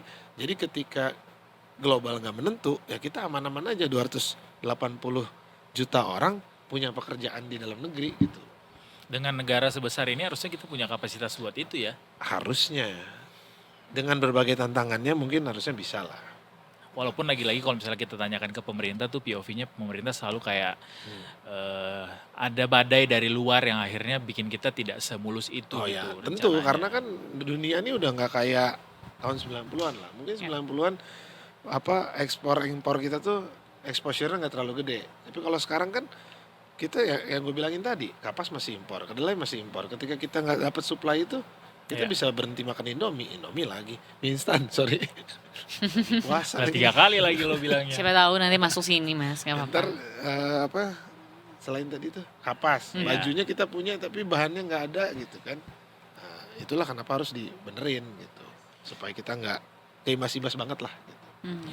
Walaupun kita, kalau pemerintah saat ini bilangnya ya sebenarnya dengan kita kemarin sudah tanda tangan itu adalah sebuah keuntungan. Jadi terlepas apapun nanti keputusan dari Trump yang pasti akan melawan lagi keputusan si MA ini, ya kita udah ada landasannya dulu Ya. gitu bahwa ini udah ditetapkan nih. Walaupun tetap saja kalau misalnya di bawah dari itu ya kita nggak untung dong jadinya. Iya. Masuk dalam itu- jebakan mereka gitu. Itu text time lah. Kita belum bisa menilai bagus atau enggak. Walaupun menurut pemerintah bagus kan, selalu ada dua sisi cerita nih. Ya. Tapi deal non tarifnya menurut lo bagus apa enggak? Saya enggak dalam kapasitas untuk menjawab. Tolong Ya. tanya ke ekonom atau ke pemerintah lah. Gitu ya detikers ya. Tapi menurut lo Mas terakhir kali ya, pemerintah tuh harusnya kayak apa? Tadi sudah sempat dijelasin tapi kayak lebih call to action setelah adanya simpang siur tarif ini, apa sih sebenarnya yang harus segera Lakukan ya. dilakukan sama pemerintah gitu? Sebenarnya nggak ada salahnya untuk wait and see sebenarnya, karena ini kan belum pasti nih. Pun perjanjian itu baru berlaku 3 bulan lagi sih. Betul. Ya. Dan Mahkamah Agungnya baru membatalkan dan Trump ngeluarin lagi. Mm-mm. Nah ini kan kita belum tahu nih bakal mana yang akan dipakai. Jadi wait and see itu sebenarnya nggak masalah untuk saat sekarang ya. Situasinya juga lagi begini nih. Kita wait and see, pantau stabilitas nilai tukar, pantau pergerakan IHSG juga, karena IHSG itu kan trust banget tuh. Mm-mm. Jadi ketika dia ada yang bagus di luar negeri, kabur keluar. Mm-mm. Ada yang bagus di kita, masuk lagi ke kita. Nah, itu dipantau aja dulu sambil melihat pasar-pasar baru. Misalkan ke AS nih kita kena 19%. Ada nggak pasar lain yang bisa ngasih tarif lebih kecil? Misalkan gitu. Di inilah apa? Didiversifikasi gitu pasarnya, jangan cuma satu pintu gitu. Mungkin selama ini kita udah terlalu enak, udah terlalu udah kesana aja lah, kirim ke sana gitu. Tapi dengan adanya kayak gini, ya who knows gitu, kita bisa menjajaki pasar-pasar baru. Nah ini tugasnya dubes-dubes nih. Dubes-dubes nih harus sudah mulai bisa bergerak buat ngecek-ngecekin di negara mereka. Negara-negara mereka nih butuh apa. Lagi butuh apa dan Indonesia punya apa. Negoin tarifnya. Gitu. Dan bisa kan dibilang, baju sepatu gua mahal nih masuk ke AS. Mau nggak lu nampung? Lu bisa kasih tarif berapa? Itu kan bisa dilakukan gitu. Kayak diplomasi ya. Diplomasi. Kalau lo diminta untuk jadi dubes, pengennya dubes di mana? Nah, gua dubes Inggris. Biar anak gua jadi warga negara Inggris. WNI tetap ya, tetap WNI itu. Tapi gua nggak pakai LPDP. Enggak. Mandiri ya. Jalur pemerintah. Anyway, terima kasih Mas Angga. Kita Sama-sama. tutup editor review yang sungguh sangat Serius. high level dan diskusinya berat ini ya. Mudah-mudahan Detikers dapat insight baru lah dari diskusi ini. Tapi jangan kemana-mana Detikers. Habis ini kita masih punya segmen terakhir ya. Nah. 2 segmen terakhir sebenarnya. Habis Betul. itu nanti kita ada kuliah 7 menit juga. Ini adalah segmen favoritnya Aya. Sunset Film Talk. ya. Yes. Nanti kita akan bahas tentang filmnya apa, siapa yang datang. Nah, tungguin aja cuma di Detik Sore. Gak cuma. Hore-hore. Hore.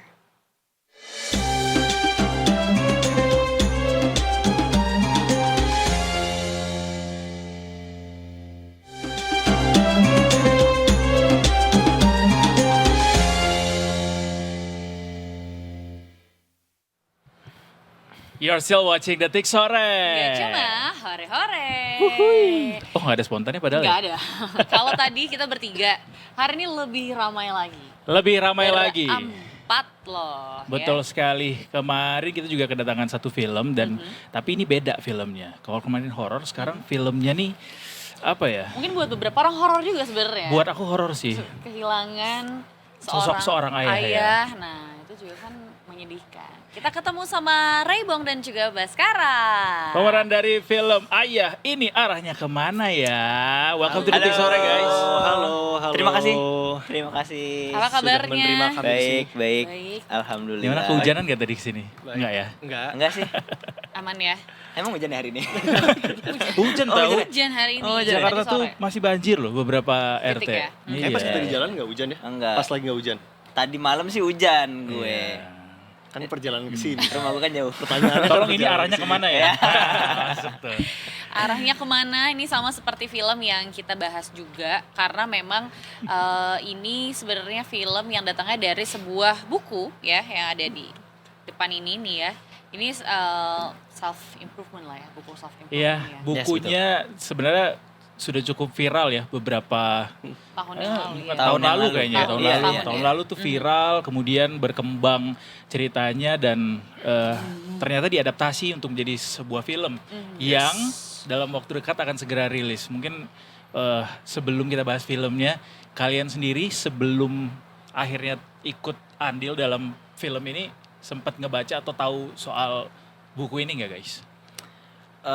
Kalau gue pribadi tuh belum tahu dan belum baca bukunya. Jadi ketika project ini masuk, terus dikasih sinopsis filmnya, tapi itu udah bagus banget, Terus manajer gue baru ngasih tahu bahwa ini dari buku, diadaptasi dari Right. buku. Terus baru dikasih tahu bukunya, ngecek lah di apps yang di scrolling vertikal itu. Yang Oke. awalnya T itu kan. Iya. Iya. Belakangnya Terus, tok, awalnya tik. TikTok. Ya, nah terus habis itu terlalu bercanda. Hari ini banyak banget bercanda, sorry ya. Enggak apa-apa, enggak apa-apa. Gak apa-apa, kita tadi udah diskusinya high level Berat banget. Ini Oke, please oke. make it as light as possible. Oke. Terus pas gue searching di TikTok tuh emang banyak banget dan viewsnya tuh juta-jutaan. Iya ya. Terus pas emang baca-baca di TikTok dan emang rame banget dan relate ternyata dan banyak yang merasakan soal isu fatherless ini gitu. Iya.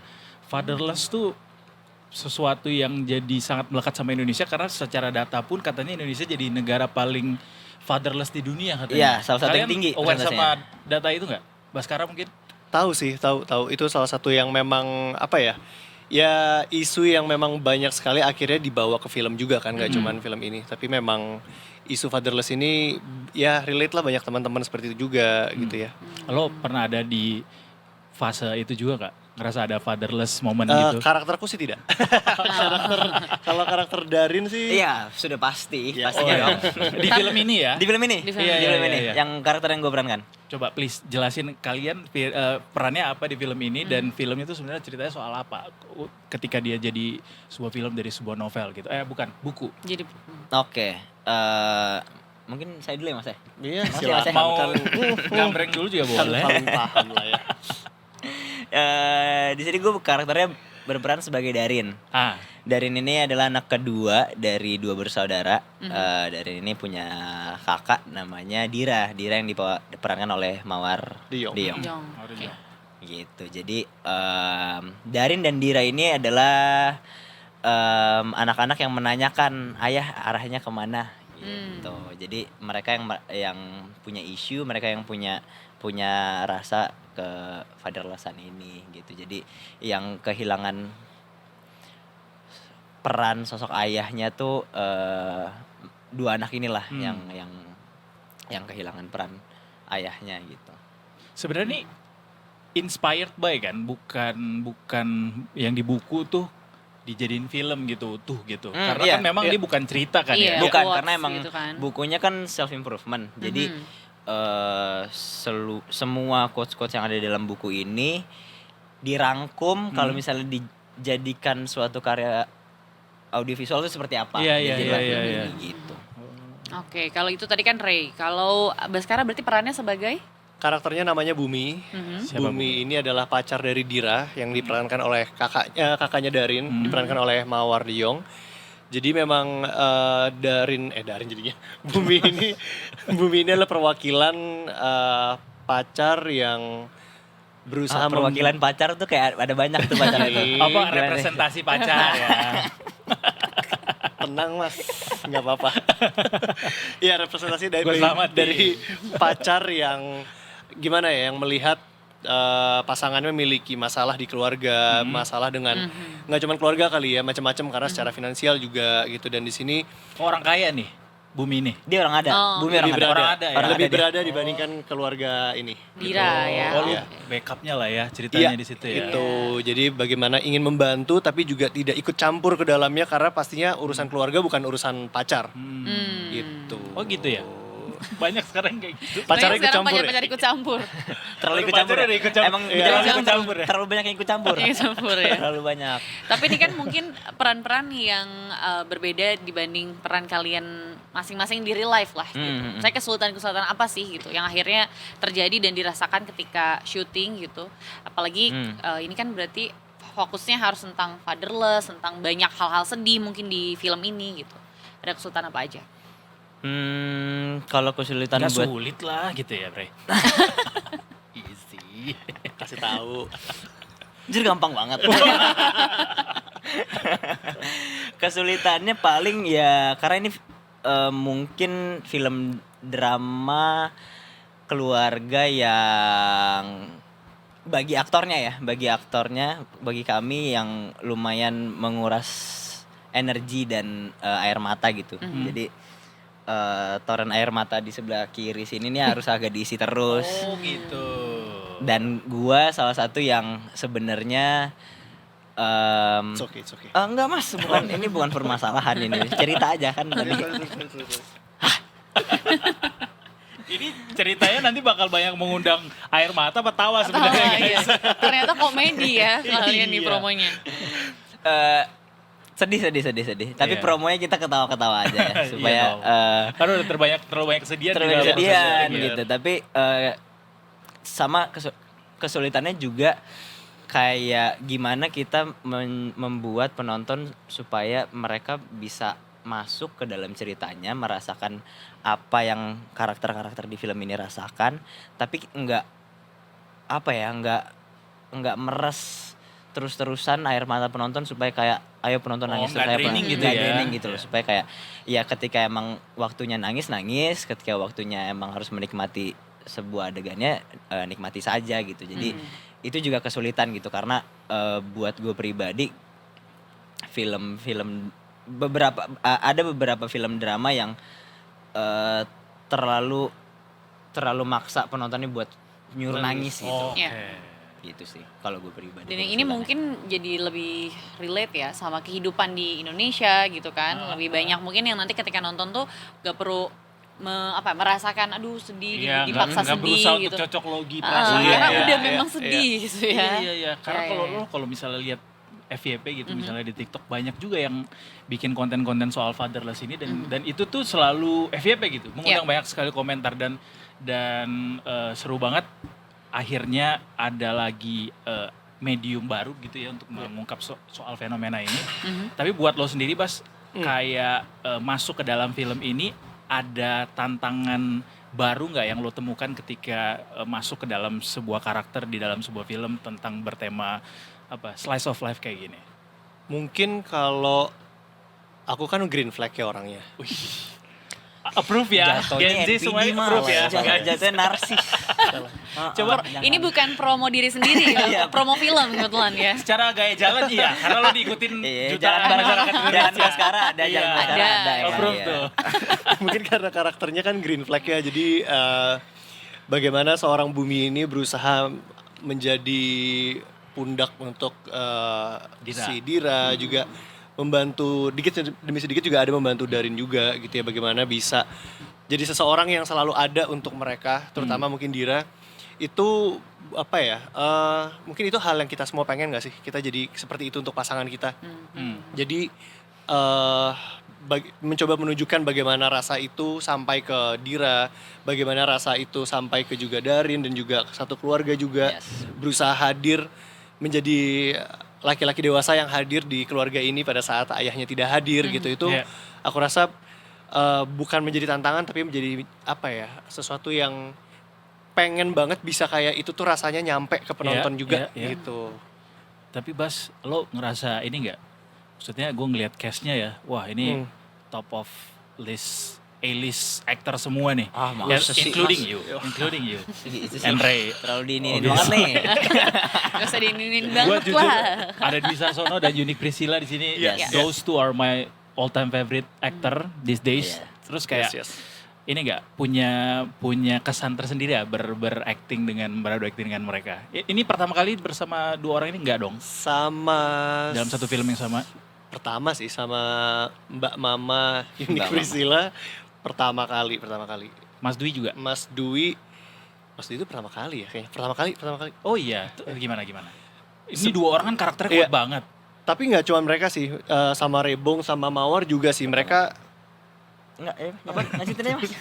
transfer. Jadi mereka ini mereka berempat semuanya ini satu keluarga ini pada saat mereka memerankan peran mereka, bagaimana mereka bertransformasi dari mereka masing-masing ke dalam karakter, melihat mereka di satu set bersama mereka tuh magical banget sih. Kayak mungkin kita bisa ketawa-ketawa di belakang gitu pas lagi di set lagi take sih udah beda banget, mereka bisa memerankan itu dan kayaknya pengalaman yang seru banget untuk bisa terlibat dengan empat-empatnya ini bersamaan dan dengan cerita yang juga sangat berat. Tapi aku sendiri sebagai Bumi juga berusaha untuk tidak masuk terlalu dalam ke situ karena memang karakterku ada Outsider di luar dari situ kan ya. Aku nggak boleh terlalu seterpuruk itu juga rasanya, padahal mereka ini yang kesempatannya adalah menunjukkan sisi itu dan aku yang justru menopang itu. Sepertinya apa ya mahal sih pengalaman bisa syuting sama mereka, syuting satu set sama mereka.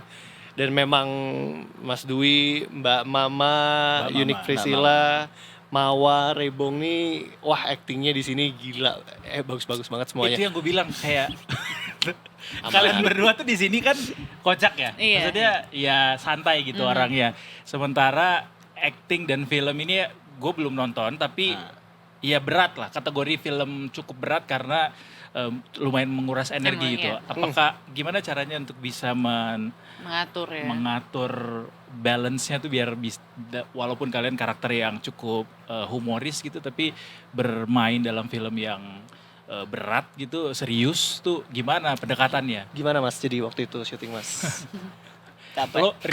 Lo riset nggak ke orang-orang yang fatherless? Riset yang sebegitunya sih enggak. Ah. Enggak, karena dari waktu kita preps, kita persiapan itu udah lumayan cukup lah dari obrolan bersama kami sesama yang memerankan karakternya masing-masing, terus bersama direkturnya juga, bersama acting coach juga, jadi itu udah cukup untuk risetnya. Tapi kalau misalnya pertanyaan tadi Berat nggak? Iya berat dan ketika on off itu gimana? Magic kayak Bas bilang tadi sih, karena bener-bener gua dan Mbak Mawar tuh kayak bener-bener dituntun sekali sama Ibu Unique Priscilla sama Bapak Dwi. Bapak Dwi. Gitu. Jadi mereka tuh bener-bener menuntun kami. Jadi kayak magic banget, di luar set kita ketawa-ketawa padahal kita tahu nanti kita masuk ke ruangan itu kita akan nangis sejadi-jadinya. Tapi seorang Unique Priscilla bisa ngajak gue nyebat sambil ketawa-ketawa. Ngakak-ngakak banget sampai yang muka kita tuh merah, kayak ditanya sama anak makeup kan panik ya. Kalian kenapa gitu-gitu, kayak enggak, kita ketawa-ketawa ya. Masuk udah. Nangis ya, Serius Bu. lagi Iya, ya. udah Ya. gitu. The Jadi real itu- oxymoron ya, berat tapi ringan, sedih Iya, tapi iya, senang gitu ya. Tapi itu tadi, mungkin kalau misalnya tidak didampingi oleh Unique Priscilla dan Dwi Sasono sih, gue nggak yakin akan selancar itu sih kemarin. Secara produksinya, secara syuting kemarin. Mereka jago sih untuk Mereka jago. ngebangun suasananya pas saat di set gitu ya. Dan kan cara orang macam-macam ya, dan mungkin caranya mereka adalah tidak perlu itu dibawa di luar set gitu. Jadi nggak perlu 100% selama syuting berbulan-bulan untuk menjadi seperti itu terus gitu kan. Iya, Gitu, ada switch on switch off-nya. Tapi kalian sampai bonding yang kayak main kemana dulu, berempat, jalan-jalan, beraktivitas seperti keluarga mungkin. Kan biasanya ada kayak gitu tuh. Justru Lo nggak boleh. bayarin calon adik ipar gitu-gitu. Gitu. Mungkin Justru nggak boleh kayaknya ya. Iya, justru nggak boleh Waktu kayaknya. iya. waktu kita workshop, reading gitu-gitu persiapan, justru tidak disarankan karena Mas Kunz, director kita, apa yang mau dia achieve tuh apa ya? Ada jarak di antara, maksudnya di keluarga ini tuh ada tembok yang nggak kelihatan tapi itu tebal dan tinggi banget tuh yang nggak bisa Oh, I diruntuhin. see. takutnya justru malah jadi keluarga Asmara. iya, jadi Beda akrab film nanti. nanti Iya. jadinya. Karena mau ngedapetin si fatherless-nya itu Yes. justru Iya, ya. iya, Yes. iya. Tapi nggak motherless kan? Enggak. Di sini motherless nggak? Nggak. Enggak ya? Enggak ya? Dysfunctional aja. Ibu Aja. ibunya yang sangat iya.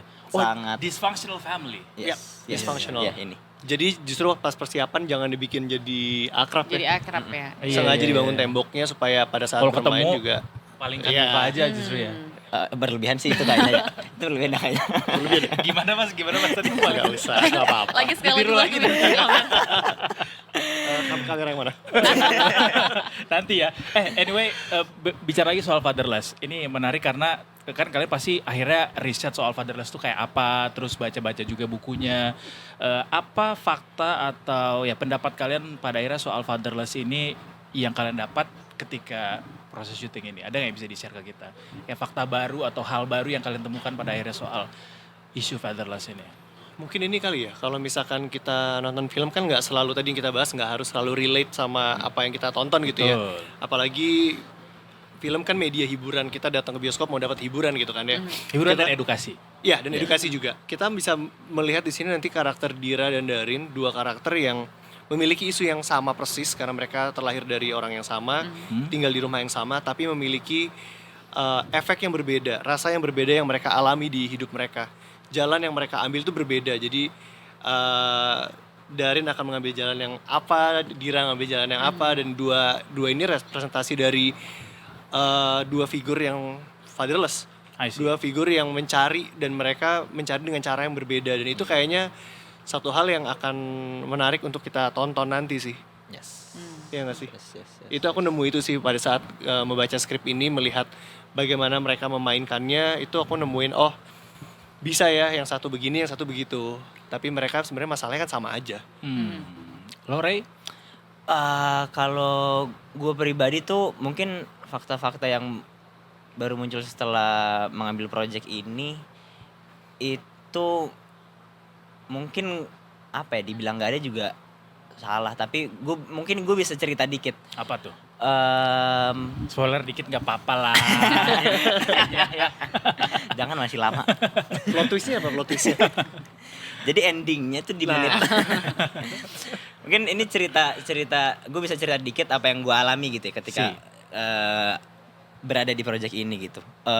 Gue sebelumnya no offense tapi sebelumnya gue tuh sebelumnya lumayan tipe orang yang kayak tidak begitu aware dengan mental health issue. Gue juga tidak terlalu yang gimana-gimana sama pokoknya ya yang menyangkut yang kayak gini-gini lah gitu. Gue yang kayak Soal mental health gak terlalu aware gitu ya. Gak terlalu aware. Gue lumayan agak tengil juga gitu. You're an easy going person. Iya, yang kayak kenapa sih umur-umuran gue sekarang tuh kayak terlalu sensitif gitu. Gue tuh menanyakan itu. Lu representasi kan? Kenapa teman-teman lo itu kenapa? Nah, contohnya aja barusan Pick Me tuh. Iya. Cerita. Gue gak gitu sih. Tapi kalau Oke, ya gitu. go on. Itu bagus banget tadi. Itu di cut buat TikTok FYP sih. Iya, please do. Jangan diinjak dong, nggak Oh boleh. iya, maaf. Nah, gue tuh tipe yang kayak gitu sebelumnya, Oke. gitu. Kenapa sih umuran gue nih, di generasi gue tuh terlalu sensitif banget sih sama hal yang seperti ini gitu. Ketika datanglah project ini dan gue mengambil project ini, akhirnya gue menyadari suatu hal bahwa oh ternyata seorang anak bisa merasakan nggak punya peran orang tua walaupun keluarganya lengkap tuh beneran ada gitu. Dan bukan nggak apa-apa, tapi maksudnya kayak ya nggak apa-apa untuk dirangkul dan jangan dijauhkan juga orang-orang seperti itu, jangan dibilang so asik gitu loh.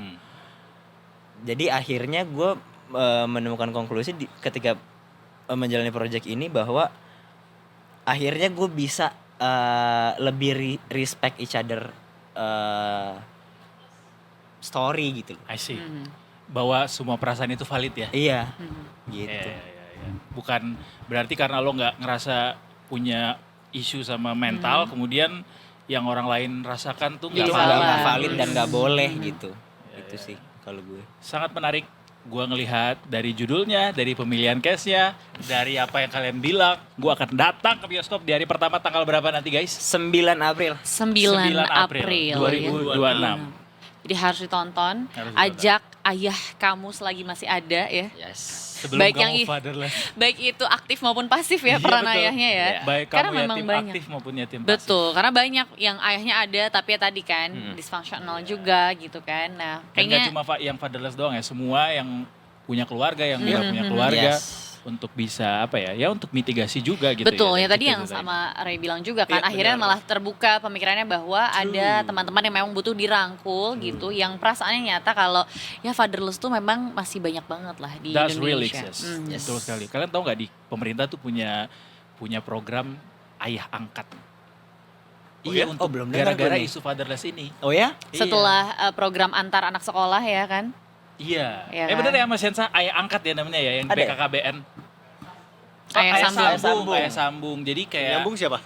ya Gimana? nyambung pemerintah yang nyambungin lewat CSR Emang perusahaan. jangan terlalu disanggepin yang ini. Ini pertanyaan serius loh. Saya berusaha menjadi orang yang kritis tapi disepelekan. Karena mau mungkin ya, mau mencoba jadi ayah sambung ya. Mau tahu sih maksudnya gimana itu ya Itu jadi kayak ada Kan orang-orang program yang pemerintah. yang tidak cukup baik nasibnya dalam ekonomi. Nah itu tuh entah itu gara-gara peran ayahnya nggak ada atau keluarganya tidak cukup baik gitu kemampuan ekonominya. Nah disambungin dengan peran dari CSR yang ada di perusahaan-perusahaan yang ada di wilayah tersebut. Jadi CSR-nya akan diarahkan ke situ. Arahin ke situ, Dan program dibikinin CSR. program khusus untuk itu. Gitu. Oh. Menarik kan? Nggak cuma MBG yang lo tahu soal pemerintah ya. Oke deh. Oke deh. Oke deh. Ayah angkat juga perlu tahu ya, ayah sambung ya, ayah sambung. Dan boleh dong sekali lagi kalian mungkin kasih tahu, jangan spoiler tapi kasih tahu. Kenapa lo harus nonton film ini? Yes, kenapa? Akan melihat apa atau enggak? Karena lo akan lihat gue. Nah. Baru mau bilang gitu. Karena ada Pick Rainbow. me banget sih, Bos. Kan gue menyebut lu. Transfer lagi aja nanti. Kenapa? Jadi kenapa harus tonton Ayah ini arahnya kemana ya? Nih, close up Kemana? di sini. Situ, Close up tuh, guys. close up. Sini Oke. boleh. Nah, Kalau gue cuma satu. Kalau Ini penutup nih, udah. kalau pelukan itu bentuknya film, ini filmnya. Jadi film ini hadir untuk memeluk kita semua. buat kalian-kalian yang ngerasa aku kapan dipeluknya nonton film ini Iya. ya. Setuju. Kalau kata Jadi ada adegan nanti bakal sekarang gini kan. Ada antar gue keluar dari dari layar. Di depan pintu semua layar. Rainbow melukin satu-satu. Itu dari Ray. Itu Kalau dari Ray. Baskara? Baskara. Bagaimanapun film ini adalah media hiburan, media edukasi juga tadi ya. Aku rasa kalian menonton film ini akan terhibur, akan mengerti rasanya orang-orang yang fatherless, akan juga bisa atau yang mengalami juga bisa melihat bagaimana keluarga ini memiliki resolusinya mereka. Resolusi dari film tidak harus menjadi resolusi dari masing-masing kalian, tapi pastinya film ini pasti akan membuka mata kita melihat bagaimana keluarga ini maju ke depan dengan resolusi mereka setelah apa yang mereka alami, dan aku rasa ini akan menjadi sesuatu yang hangat untuk kalian. Oke. Dan gitu. Jadi sudah hangat, seperti dipeluk juga. Hangat, dipeluk, Nah, apalagi tuh. jadi harus Intim nonton. lah pokoknya ya. Wah, pokoknya Iya. Itu ini dia, kayak film jadi ini intim pilihan. sekali ya. Intip. Ya. Kalau mungkin kekurangan perasaan intimate itu ya, Iya. baik itu dari keluarga ataupun yang lainnya, mungkin harus nonton film ini. Tanggal 9 April 2026, ya nanti akan ada melihat. Seluruh bioskop Mereka di berpelukan Indonesia. juga. Ada adegan itu nggak nanti? Enggak ada. Oh. Oh, Di sini, nggak adegannya Oh, jadi di sini. di sini. hanya di sini ya. Tapi Kalau- nanti jadinya Bumi nikah nggak sama Dira? 9 April, 9 April. hampir aja kan. Pokoknya itu guys, nonton 9 April sekali lagi di seluruh bioskop di Indonesia.